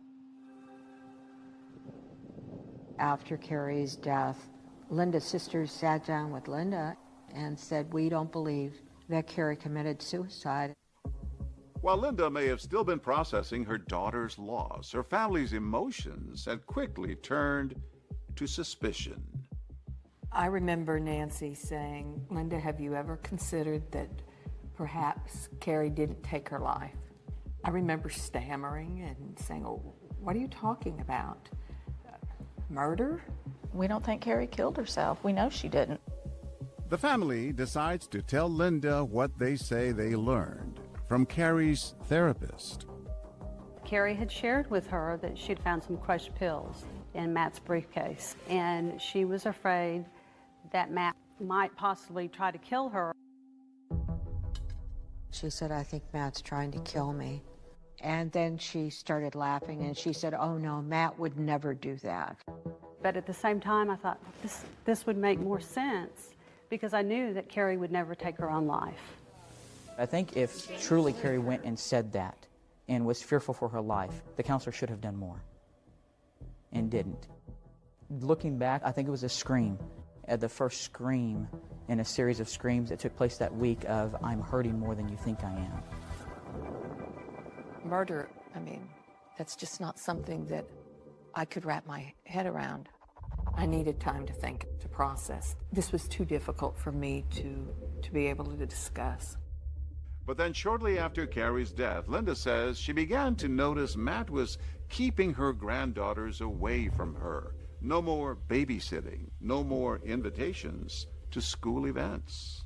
At that point, she started to feel a little different. What was going on here and why was this happening? Linda remembers Matt and Carrie's cell phones were part of her family plan, so she decides to have a look at the phone bill. The first really odd thing she noticed was that Matt had continued to call Carrie's cell phone weeks after Carrie had died. It made no sense at all, and then it all started to click. Matt's giving Carrie's phone to someone. And I think you said calling all angels, but we all went over to your house. You said, we need to get together and talk. At that point, Linda started to think that maybe her sisters were right, and maybe they really did need to look into this. It started with the cell phone. And I immediately figured out it was Vanessa Bowles. Vanessa Bowles was the daughter of the music minister at Crossroads Church, where Matt was the preacher. The relationship really started between my wife and her. They became friends. Vanessa had a little girl that reminded Carrie of the baby she had lost. There were only 3 young families in the church that had small children, so we naturally just kind of congregated together because we had similar interests. We were friends. Vanessa would later describe in a recorded interview how she says the friendship evolved. So I just got divorced, and it was nice to have someone, to talk to, Right. who was in a pastoral position. And she gives her explanation of why she has Carrie's phone. We were starting to talk and become friends. Then I said, "Don't call my cell because my mom pays for my meds and I don't want to run over during the day." I've done that many times before. And he was like, "Well, I still have Carrie's phone, so I can give that to you." Maybe Matt was simply seeking comfort in the friendship of a fellow churchgoer. But for Linda, those phone bills had set off alarm bells. Linda went to the Hewitt Police Department. She showed them the phone bills, but they weren't interested. This was a done case. It was over as far as they were concerned. That's when Linda said, "I need my angels over here."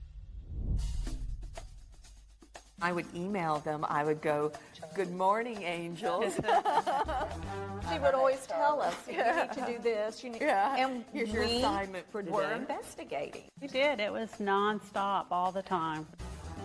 The assignments Linda gave out involved going through the garbage. And Charlie was doing some digging right alongside her angels as well. She researched whether overdosing on a sleep aid could have really killed Carrie. And she questioned Matt about those alleged crushed pills. I talked to Matt about the crushed pills. My wife said she found him in my briefcase when she was looking for a pen. She said, "Well, did a kid where you work put him in your bag?"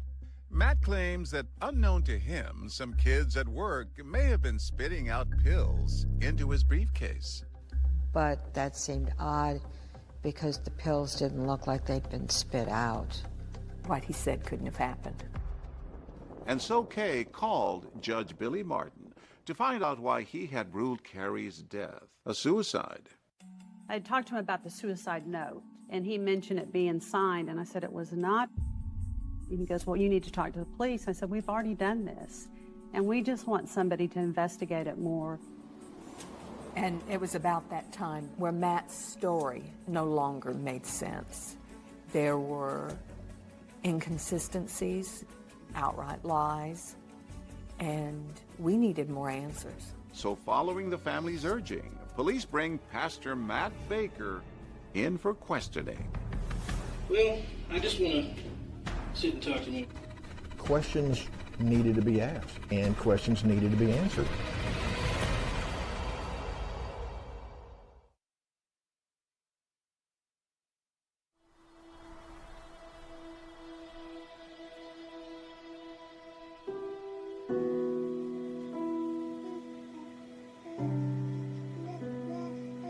"31-year-old Carrie Baker has been found dead in her home. It was deemed a suicide by police, but her family began investigating on their own, and they urged police to question her husband, preacher Matt Baker. I just want to sit and talk to him, I just want to talk about what happened that night. Absolutely. That way we can clear all this up, because I'm sure you know what I'm getting at, okay, as far as, Linda, you know what I'm saying? It was a very odd week. But not behavior that would have raised red flags. Right. If that makes sense. It was one of those deals that I knew she was depressed. The conversation continues, with Matt sharing his own view on what he believes might have happened. I left about 11 or so. I wasn't gone maybe 40 minutes. You left the house and went down to the gas station? I wasn't even gone long at all. Okay. And that was a strange thing about it is I question where she would have taken the medicine. Personally, this is my opinion. I don't think the medicine is what killed her. I think she threw up into her mouth, but was knocked out enough and choked on it. So no, I don't know if that's just me trying to put stuff together to make it, I don't know. Okay. Like I said, that's all I just wanted to sit and holler at you about. One last thing, to kind of quell everything. If I asked you to take a polygraph test, would you be willing to do so? Okay. Matt eventually passes a polygraph arranged by his attorney. Upset that police continue to consider Carrie's death a suicide, Linda pulls together a team of her own. Linda ended up making an appointment to talk to a former federal prosecutor. Now in private practice, Bill Johnston had been a federal prosecutor in Waco, Texas. The Branch Davidian complex in Waco, Texas goes up in flames. 11 of the survivors now face murder and conspiracy charges in connection with the killing of 4 federal agents. And in 1993, he was part of the team prosecuting the 11 surviving Branch Davidians. Those agents did not die in vain. Mrs. Doolin came to me and she said, "I've heard maybe you can help me." She explained to Bill that she doesn't believe her daughter took her own life, so she'd been working on Carrie's case with her angels. What Charlie's angels were bringing to us was invaluable. They were this group of strong women who were not going to just let this go.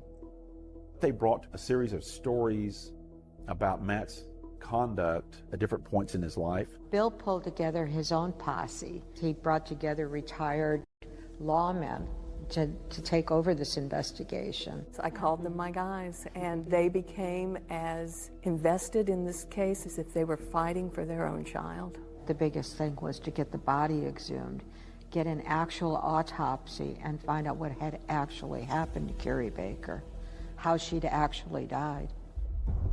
We started unraveling this thing bit by bit by bit.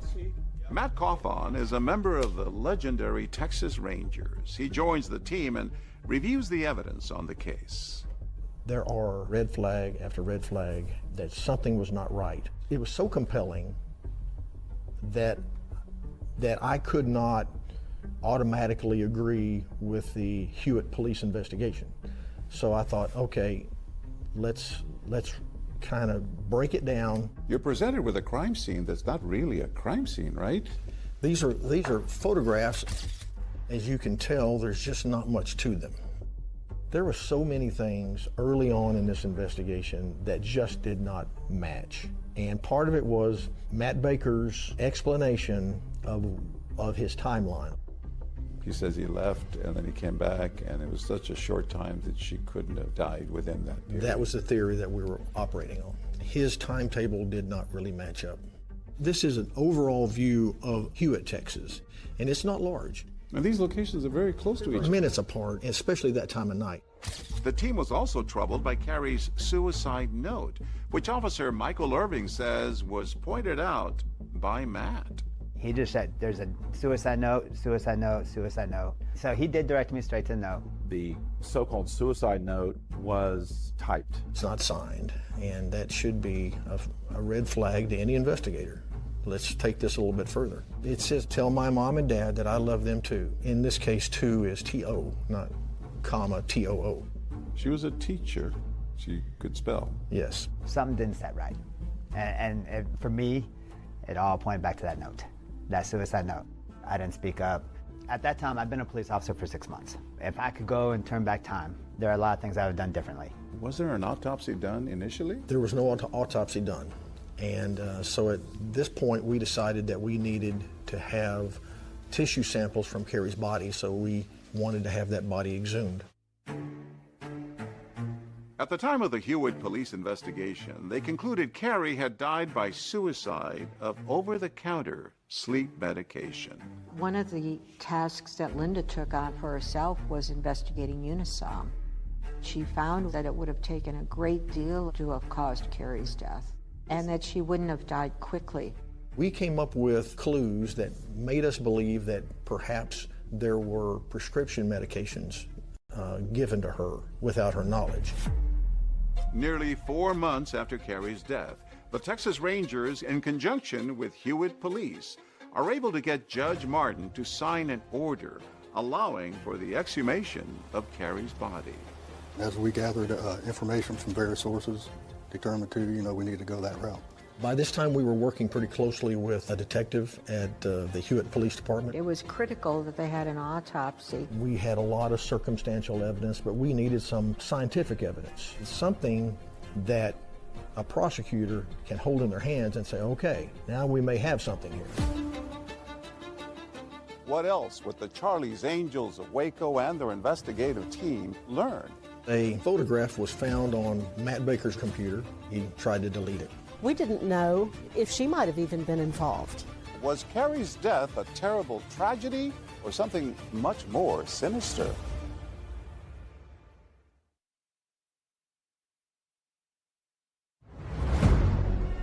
A manipulative liar wearing the mask of God came into my life.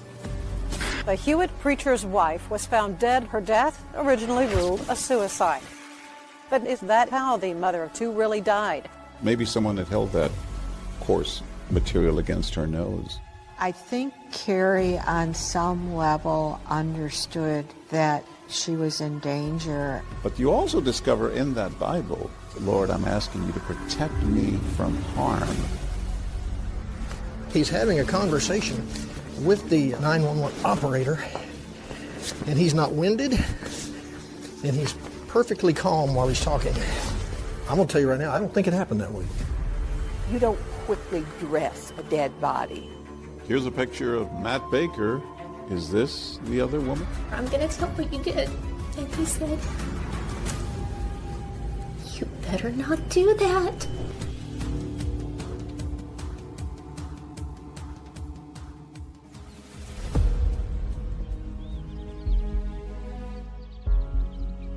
Sometimes faith can be used to manipulate and to control people. Preachers, the good ones are great. The bad ones have the most power of anybody.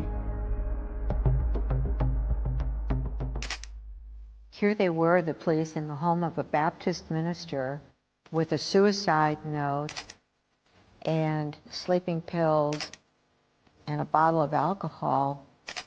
Well, the police at that point aren't thinking murder. They're thinking that Carrie committed suicide. Texas pastor Matt Baker had lost a young daughter years earlier. He now appears to be facing yet another tragedy, the suicide of his wife, Carrie. But her family isn't buying it. I knew that Carrie would never take her own life. We will fight for the truth. Could Carrie have been murdered? The Hewitt police, now collaborating with Texas Ranger Matt Coffon, who's been working with Carrie's family, obtained an order to exhume Carrie's body. And the autopsy results are now in. In her muscle tissue, there was a presence of Ambien. And that was huge, huge. And at the time of her death, she didn't have a prescription for Ambien. No. The autopsy now lists Carrie's manner of death as undetermined. Now you're in undetermined land. Now you're in a mystery. Now let's solve the mystery. Bill Johnston and his team continue to dig, now taking a closer look at those few crime scene photos. What's this? This is a picture of Carrie's arm. And what you're seeing here is you're seeing the beginning of lividity, the purplish color from the pooling of the blood. You know, when the heart pumps, it pumps through the veins and the arteries. When the heart stops, everything settles to its lowest point. It's gravity. We have lividity set in the body, and that takes time. And this was a problem with Bill Johnston and his team. And so we found the person who wrote the book on crime scene reconstruction, Tom Bevel. The first responders from the medical field are saying that lividity either was setting in or set, which in that time frame, that's a problem. So this is their home right there, right? Yeah, this is their home. So if he leaves his house at 11, 45 to 55 minutes later, lividity could not have been set in as it was in the photographs, all right?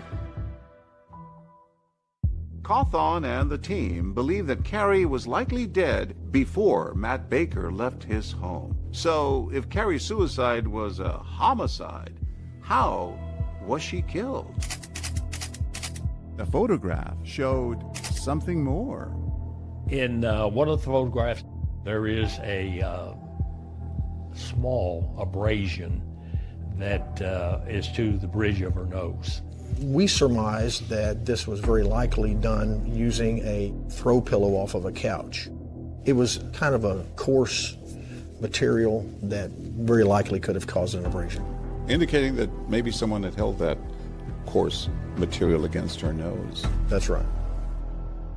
The abrasion on Carrie's nose, it's not noted in the autopsy, but the presence of the generic form of Ambien is. So Bill Johnston wants to look into Matt's digital trail. He sues Matt for wrongful death and obtains access to his computer records. A month before Carrie's death, they discovered Matt was on the computer searching for the term overdose by sleeping pills. I did search that. I did research to see, can you overdose? Is that even a possibility that I need to worry about? My wife overdosing on sleeping pills. As they continued to go through the computer, they found where he tried to buy Ambien, had moved it into a cart to purchase it. And that bit of forensics in the computers now hard linked into the toxicology forensics.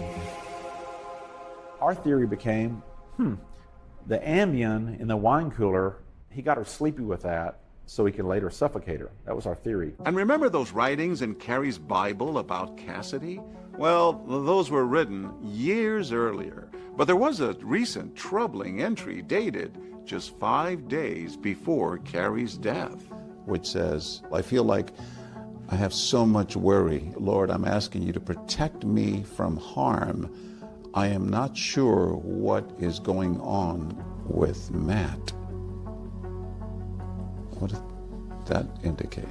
It's ominous. It's almost like she is afraid of him. Looking back on it, they were predictive.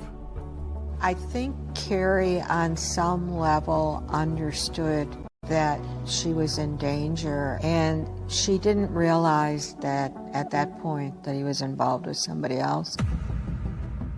During this investigation, we got a clue from a woman who worked in a jewelry store and said within a couple of weeks after Carrie's death, Matt Baker comes into the jewelry store with a woman, and they're looking at engagement rings. No, we were not. One of our rules for our kids was when they turn 6 years old, they can get earrings. And so we began looking for jewelry, earrings. Here's a picture of Matt Baker. Is this the other woman? This is Vanessa Bulls. She was the other woman. Now, this is a photograph that we found on his computer in trash. We knew there was going to be a birthday party, and we took a picture of all the girls and Matt and Vanessa. It wasn't long after Carrie's death when people came over. They didn't see any pictures of Carrie at all, but there was a picture of Vanessa with the girls.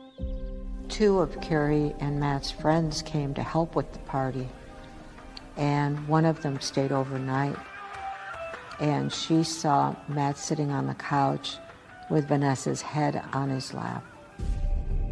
To Carrie's family, it was clear that a romantic relationship had developed between Matt and Vanessa. 4 months after Carrie's death, police believe Vanessa Bulls just might be the key to solving this case. So they bring her to the Hewitt Police Station for questioning. It's just scary. I know.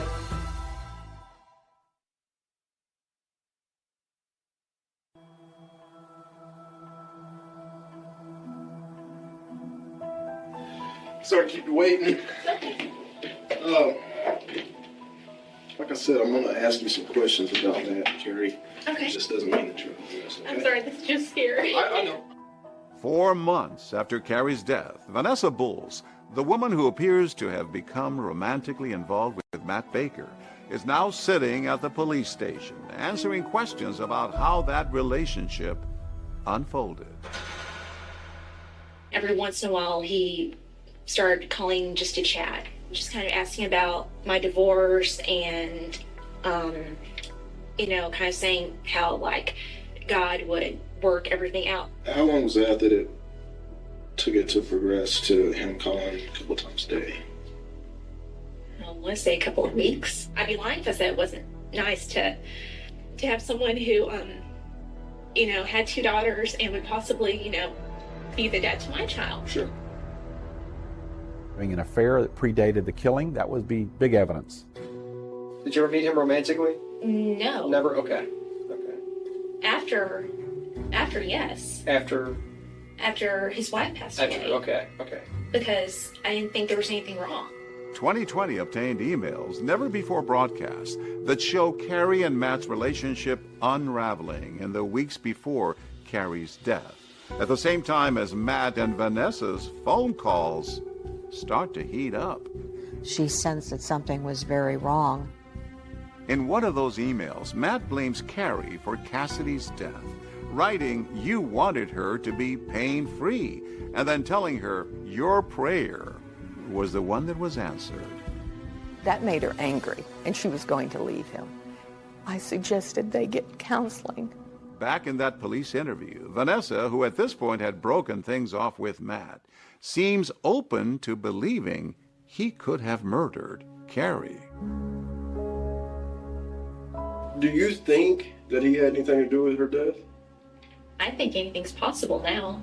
The Hewitt preacher's wife was found dead in her home. Her death, originally ruled a suicide. But now, nearly a year and a half later, a judge has set a hearing to try to determine if that is how the mother of two really died. A formal inquest into Carrie's death was held, but in the end, the justice of the peace, who initially declared it a suicide, made the same determination that the autopsy had made a year earlier. That Carrie Lynn Baker's manner and cause of death shall be recorded as undetermined. So what do you do? And at some point, we have to do what we think is right. And in this case, it was to get an arrest warrant for Matt Baker. Even though it wasn't ruled a homicide, nearly a year and a half after Carrie's death, Matt Baker is arrested for her murder. Matt Baker is accused of drugging his wife Carrie with sleeping pills and then suffocating her with a pillow. There's no way that he could take a life. I know my sons, and I just don't believe he could do that. And we have breaking news for you now from the McLennan County Jail. Matt Baker could be released any time now. His $200,000 bond has been paid in cash. My best decision was to move away from there and to move back here to my hometown, where I felt support and felt loved. And it's in Kerrville, about 200 miles from Hewitt, that our cameras catch up with Matt and his daughters. This is a little bit of everything. They have a cafe where they take flowers and they crush them up and pretend it's chicken noodle soup. Don't be embarrassed. 2020 gets a glimpse of life with their father. Favorite thing to do is play with my dad. After losing their mother. Each have their own, Mine, hers. you know, and they separate pants from shirts. I pick mine and then he picks hers. But I have to okay hers. Yes. Why? Because she likes spaghetti straps. But I don't wear them to school. I'm not allowed. And during this last year, he was a single parent, working and taking care of his girls. They emotionally attached to their dad very strongly, the younger one especially. This is my favorite toy because it used to be my dad's when he was a little kid. Once Matt was released, he went on kind of a press tour. He tried to tell the world his side of the story. Would Matt Baker have the nerve to actually interview for and do a photo shoot with Texas Monthly? Yes, he would. Pretty much anybody who wanted to talk with him, Matt Baker had an open door. Tonight on 2020, was it suicide or murder? The story goes national, and Matt Baker sits down with 2020 for an interview. He proclaims his innocence and denies he had an affair with Vanessa Bulls. It was a friend, it was a very good friend, but there's nothing there now. I don't believe in adultery, I don't believe in divorce. The problem was that for him was that he changed his story a little bit every time he gave one. Matt tells 2020 that it was the police who found that suicide note. One of the police officers found it and handed it to me, and I held it in my hands for a brief moment, and I looked at the first line, and I handed it back and said, I can't read it right now. But listen as Matt refers to that suicide note in his 911 call. My wife is laying in the bed, and her lips are blue, hands are cold, and there's a note that says, I'm sorry, basically. There's no way I could ever have hurt my wife. I loved her. She's the mother of my children, and I miss her, and I did not hurt my wife. We felt validated with the arrest, but I'm going to tell you right now, all the arrests in the world mean nothing without a good prosecution. The Texas Rangers made an arrest on the case, and the case was then transferred to our office. And I believed that Matt had killed Carrie, but I didn't feel like that we had the proof to take it to a trial and get a conviction. If you get an acquittal, it's over. 6 months after Matt Baker's arrest, the murder charge is dismissed after prosecutors failed to indict him. It was frustrating, but I mean, we knew it would take time and we weren't going to stop. People started running around town with bumper stickers that said "Justice for Carrie." Love trumps evil was underneath it. We had truth on our side.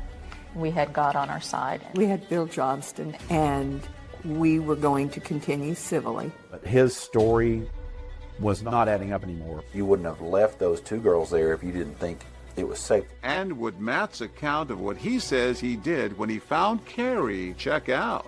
He's not winded, and he's perfectly calm while he's talking. I'm going to tell you right now, I don't think it happened that way, John. I just don't.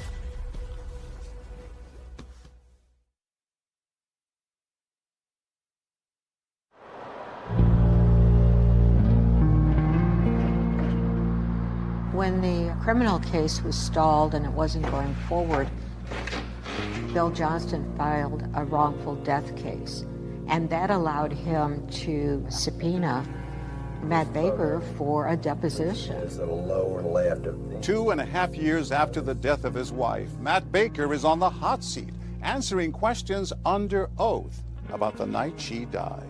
About 10:45-ish, a little before 11, she asked me if I could run a couple of errands. Now, had she sort of refreshed herself and gotten awake and got forward thinking by that time? It was still kind of that half awake, just talking, but still kind of real drowsy. I'm conjecturing that it went through his mind that maybe she already took all the sleeping pills before he left. Was she aware enough that you could observe that she could handle if the kids needed her, for instance? I felt that she probably could. She had to be fine, or else she was incapacitated, and he was a bad father, and he just left his girls with an incapacitated person. Which one is it, Matt? So he chose the high road, that yes, Carrie was fine. So if Carrie's fine, she's not getting ready to die. Bill was able to ask him question after question after question and get answers from him that were very helpful. While you have the phone pressed against your shoulder, you put on her panties first, is that correct? I believe that's right. And then what did you do? And I put on her shirt. Okay, and she's on the bed at this time? Correct. But Matt had told police a different version of how he dressed Carrie that night. So I put the panties on her in the bed as I was getting her out, and then when she was on the floor, I put her shirt on. The clothing, it appears consistent, especially her panties, as to how you would typically find if they were put on by the individual, not somebody else, with a lady who is not able to assist. If he would lie about dressing her, why? And he wanted to explain their body was cold by saying she was nude on top of the bed, as if she would have aired out, cooled off. Just a stick figure to put where she came to rest once you moved.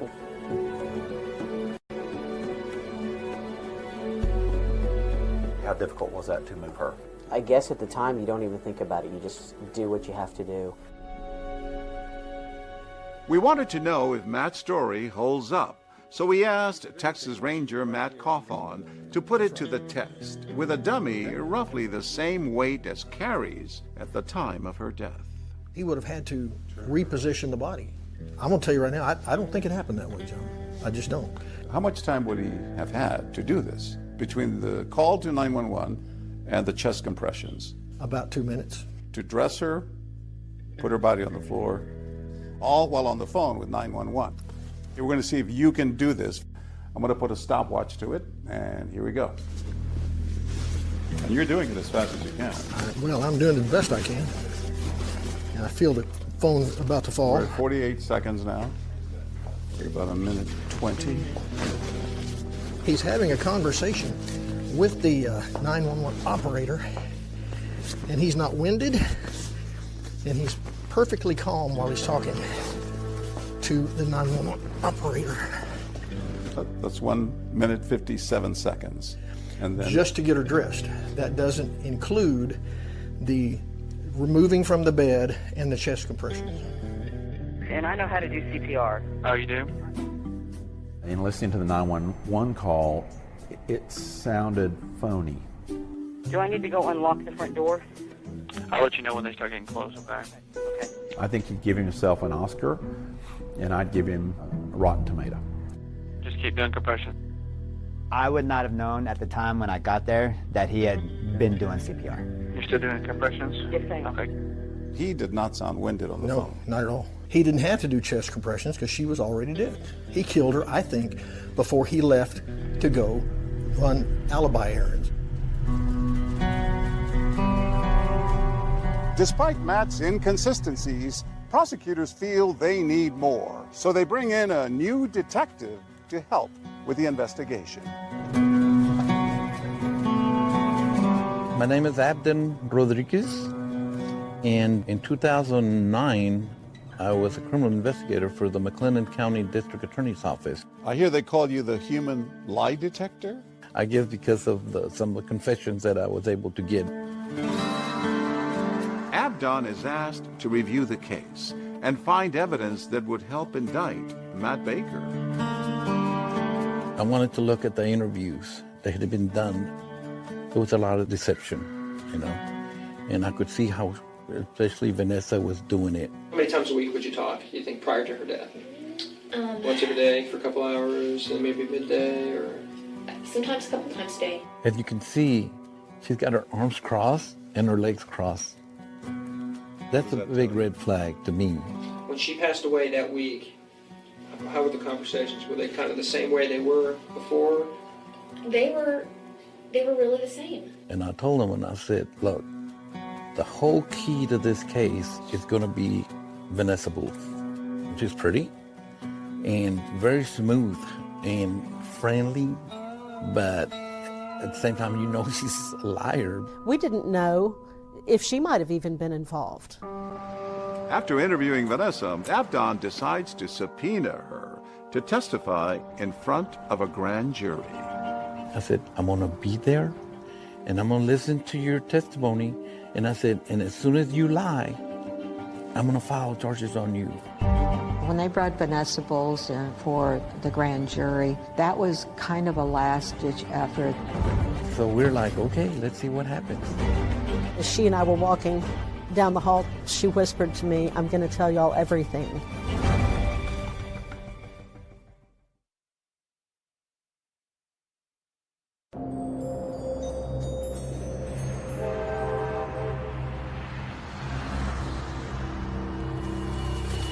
Behind closed doors, Vanessa Bull's grand jury testimony is the last step in getting Matt Baker indicted. A former preacher charged with the murder of his wife. Finally, Vanessa's testimony is the smoking gun. Yes, it was. She had everything we needed. The civil case was dropped at that point in order to let the criminal case continue. Matt Baker is charged with first-degree murder, accused of drugging and suffocating his wife, Carrie, and making it look like a suicide. He pleads not guilty. Now, 4 years after his wife's death, Matt Baker is on trial for her murder. That first day of the trial, the gallery was full. We have a lot of people here in the gallery today. True crime author Katherine Edwards was in the courtroom every day. I followed this story from the first time it hit the Texas newspapers. It was just so fascinating that this had unfolded, especially in Waco, in this city that's just dominated by religion. Prosecutors began poking holes in Matt's story from that night, starting with a 911 call and his claim that he performed CPR on Carrie. We're going to go ahead and do compressions. You're going to do it fast and hard 400 times. 400? 400 times. Did any police officers arrive before you? I was the first one there. And what did he tell you? He pulled her off the bed and put her on the floor in order to do CPR. And what was his demeanor? Very calm. Did that strike you as odd? Yes. Even as a police officer, I would not be as calm as he was that night. There was no way that in that period of time he was able to move her, dress her, and was doing CPR while he was having this conversation. He wasn't sweating. He did not seem to be in any type of physical distress. The computer expert found incredible evidence regarding searches, regarding suicide, regarding sleeping pills, and regarding Ambien, which became critical. Can you tell the jury what was extracted from the muscle tissue of Carrie Baker? We found 3 different drugs, phentermine, diphenhydramine, and zolpidem. And then zolpidem, and its common name is Ambien. We never were able to determine where he got the Ambien from. But we were able to determine that he was going to these websites and that he had gotten as far as putting Ambien in a cart. Defense attorney Guy Gray pointed out that there was no evidence that Matt actually ordered Ambien from that website. They went through the process of looking at it, but it was aborted and no purchase of Ambien was made. Correct. Yes. No further question. You state your name for the jury, please. Joanne Bristol. Joanne Bristol, Carrie's grief counselor, testified about those comments she says Carrie made about Matt. She said, "I'm thinking my husband is going to kill me," but she recanted the statement. How do you analyze that, or what do you think about that? I felt at that time that I knew this client very well. She had never misled me, and so when she said, "Oh, but I know he wouldn't do that," I believed her. You didn't advise her to leave the house or move out. You didn't call law enforcement. You took that as recanting as an accurate or true reflection of what was going on. From her, yes. Day 4 of the trial, and it's the prosecution's star witness who everyone is waiting to hear. This case was one of those cases where all of the attention is focused on one witness, and that one witness was Vanessa Bowles. The state calls Vanessa Bowles. I remember looking at Matt more than looking at the jury. I wanted to see his response, and I think he was stunned. Raise your right hand. After years of denying their affair, Vanessa now admits that Matt began to pursue her even before Carrie died. Please have a seat. He started asking me things about my divorce and started telling me, "Whoever finds you is going to be a lucky man." Did he say anything else unusual to you? He came by and was kind of smiling. He said, "Oh, don't date other guys, just date your pastor," and kind of smiled. Did he say anything else after that? He said, "Will you really date your pastor? I've had a vasectomy, so I can't get you pregnant. Also, I don't have any STDs." And he also started telling me that because of Carrie's depression, as he stated, their sex life had been lacking. And at the time, were you buying into what he was telling you about Carrie? I was buying into everything. He was a complete, and still is, a manipulative liar who took me my vulnerable state and made me believe everything he said. What happened then in early March as you and Matt started to spend Fridays at the Baker home? And he asked if he could hold my hands to pray, and he did. Then afterwards, he started to kiss me. Then he just took my hand and led me to the bedroom. Feeling guilty about being with her pastor, Vanessa says that Matt tried to reassure her. I was extremely remorseful.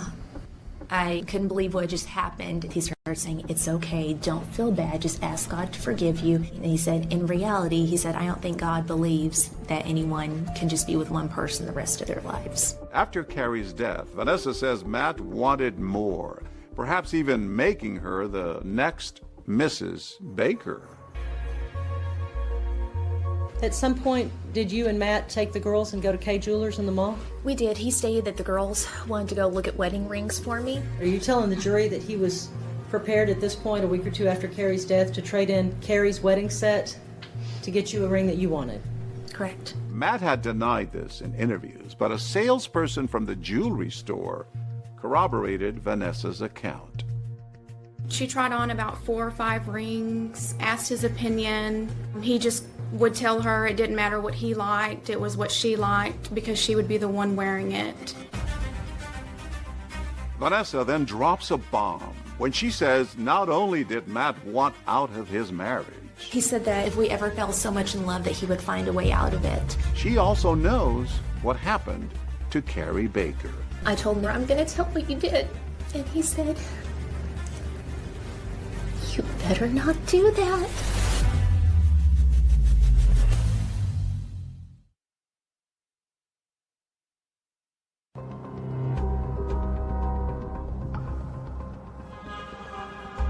Vanessa testifies that Matt was openly plotting Carrie's death. At what point did he start talking about planning her murder? It was sometime mid-March. He said that, she took sleeping pills every night, so maybe he could make it look like she overdosed on sleeping pills. Vanessa Bowles talked about how Matt had ruminated about all the different ways he might kill Carrie. He talked about making it look like she had hung herself.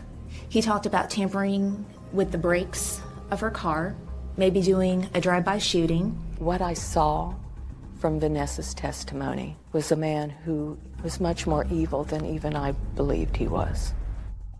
She testified that Matt planned to kill Carrie with a tainted milkshake and then craft a suicide note. 1 to 2 weeks before Carrie's death, did he tell you that he had in fact tried that? He did. He sent an email and said she took a sip of it and said that it tasted like lead. And so then he said he took a drink and said, oh, well, the ice cream must have been bad. He mentioned that he would leave a note, and he said that he would type it. And I said, that's never going to work. You're going to be caught. And he said, oh, no, she types everything. Did he say something else about what he believed other people thought about her mental state? Oh, he said that no one would question it because of how depressed she was. Vanessa stuns the courtroom when she says Matt Baker told her how he killed his wife. He had gotten big horse pills. He said he emptied out all the contents and put crushed Ambien in them. He said he handcuffed her to the bed, started kissing her and touching her all over until she fell asleep. Then he said he got the pillow and put it over her face. What did he say happened next? He said that he thought she was dead, and he just said she just took one big gasp for air, and he said, oh, and then put the pillow back on her face, except he did this with his hand to be sure that he suffocated her. He didn't even feel enough remorse when he realized that she was still alive to rethink it. He just wanted to finish the job. He said he typed out the suicide note, printed it, got her hand, and he said that he ran her hand all around the sides of it and put her fingerprints all over it. He said that he set everything up, locked the door, and left. What was the reaction in the courtroom to Vanessa's testimony that not only did Matt Baker kill his wife, but that he had been planning it? He had planning it, and the things that he did, people couldn't believe it. I think the more surprising thing was that they couldn't believe that she's up there telling all this. So you knew that Friday, April 7th of 2006 was the day that he was going to try it again? I knew he was going to try it then, yes. All right. And you didn't report that to anybody? No. Vanessa says she had second thoughts about Matt and the cover-up of Carrie's murder. Not only had I known about this and not done the right thing, in truth, who would believe me? He was a preacher. And so I felt like I was stuck. She then chose to break it off with him. I decided that I didn't care what he told me anymore, that we didn't worship the same God. So I called him. I told him, I never want to see you again. And he became irate. He started saying, I killed my wife for you, and now you're leaving. In a move Vanessa believed was meant to intimidate her, she testifies that Matt sent her an MP3 of a song called Dirty Little Secret.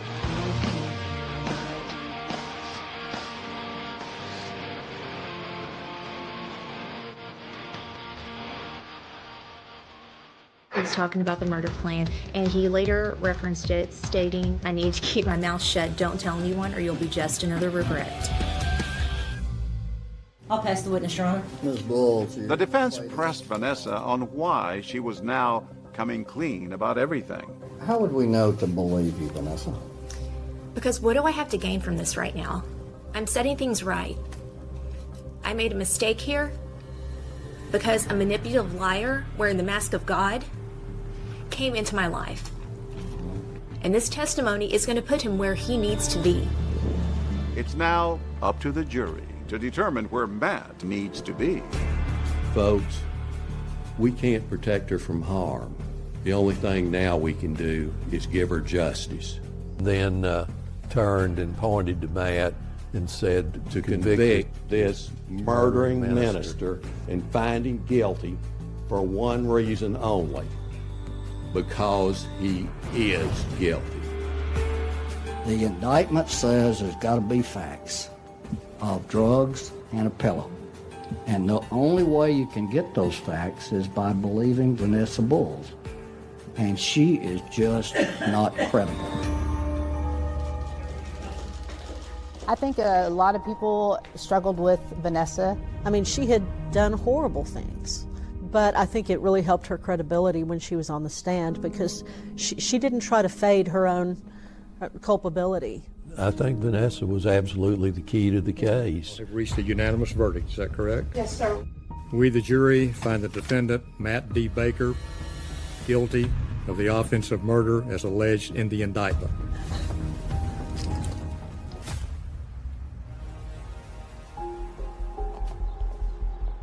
For the sentencing phase of the trial, the jury gets to hear additional testimony.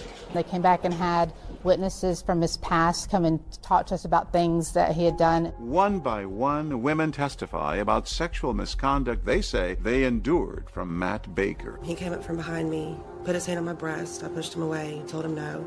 He tried to kiss me, told him no. I remember having to use all my strength to try to keep him off of me and from taking my clothes off. Including Laura Wilson, the student trainer who worked alongside him in college. He took his hand and began running up my thigh and between my legs. I think as a jury, to see, what all he's been doing since he was a teenager made us 100% feel like that we had definitely made the right decision. The jury sentenced Matt Baker to 65 years in prison. And finally, Carrie's mother has a chance to confront him directly. I'm talking to you, Matt, today, okay? You haven't looked at me in almost 4 years. Can you look at me today? So what does Matt have to say from behind bars?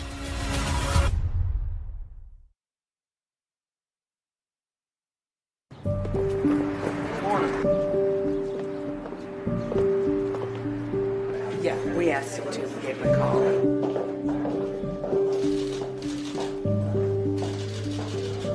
The sentence of the court that you be confined for a term of 65 years.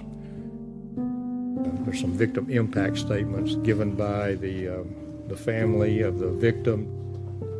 You may proceed. I'm talking to you, Matt, today, okay? You haven't looked at me in almost 4 years. Can you look at me today?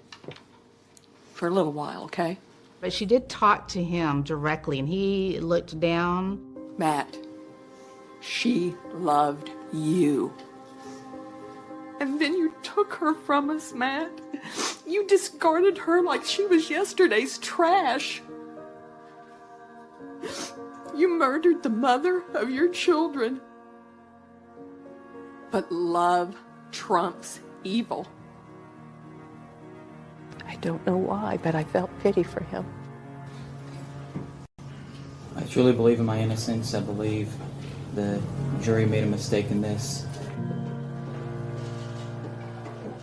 After his sentencing, 2020 speaks with Matt Baker again, this time in prison, where he finally admits to his affair with Vanessa, but continues to maintain his innocence. I'm coming clean on the lying about Vanessa. I made a mistake. I'm human. I made a mistake there. I should not have ever got involved in that. I was having a tough spot in my marriage, and I took the chicken way out. But I would never have hurt my wife. I never did. I never laid a hand on her, ever. Their mother was erased from them. They need to know she loved them. And she didn't leave them by choice. A year and a half after Matt's conviction, Linda was given custody of her granddaughters. It was a long journey for the girls to understand what had actually happened to their mother. Carrie Baker didn't kill herself. She was murdered. He was a Baptist pastor, preacher. He was a predator. I think he's a dark angel. That ye may fear the Lord your God. You get to be the hero during daylight and sneak around in the dark and be evil.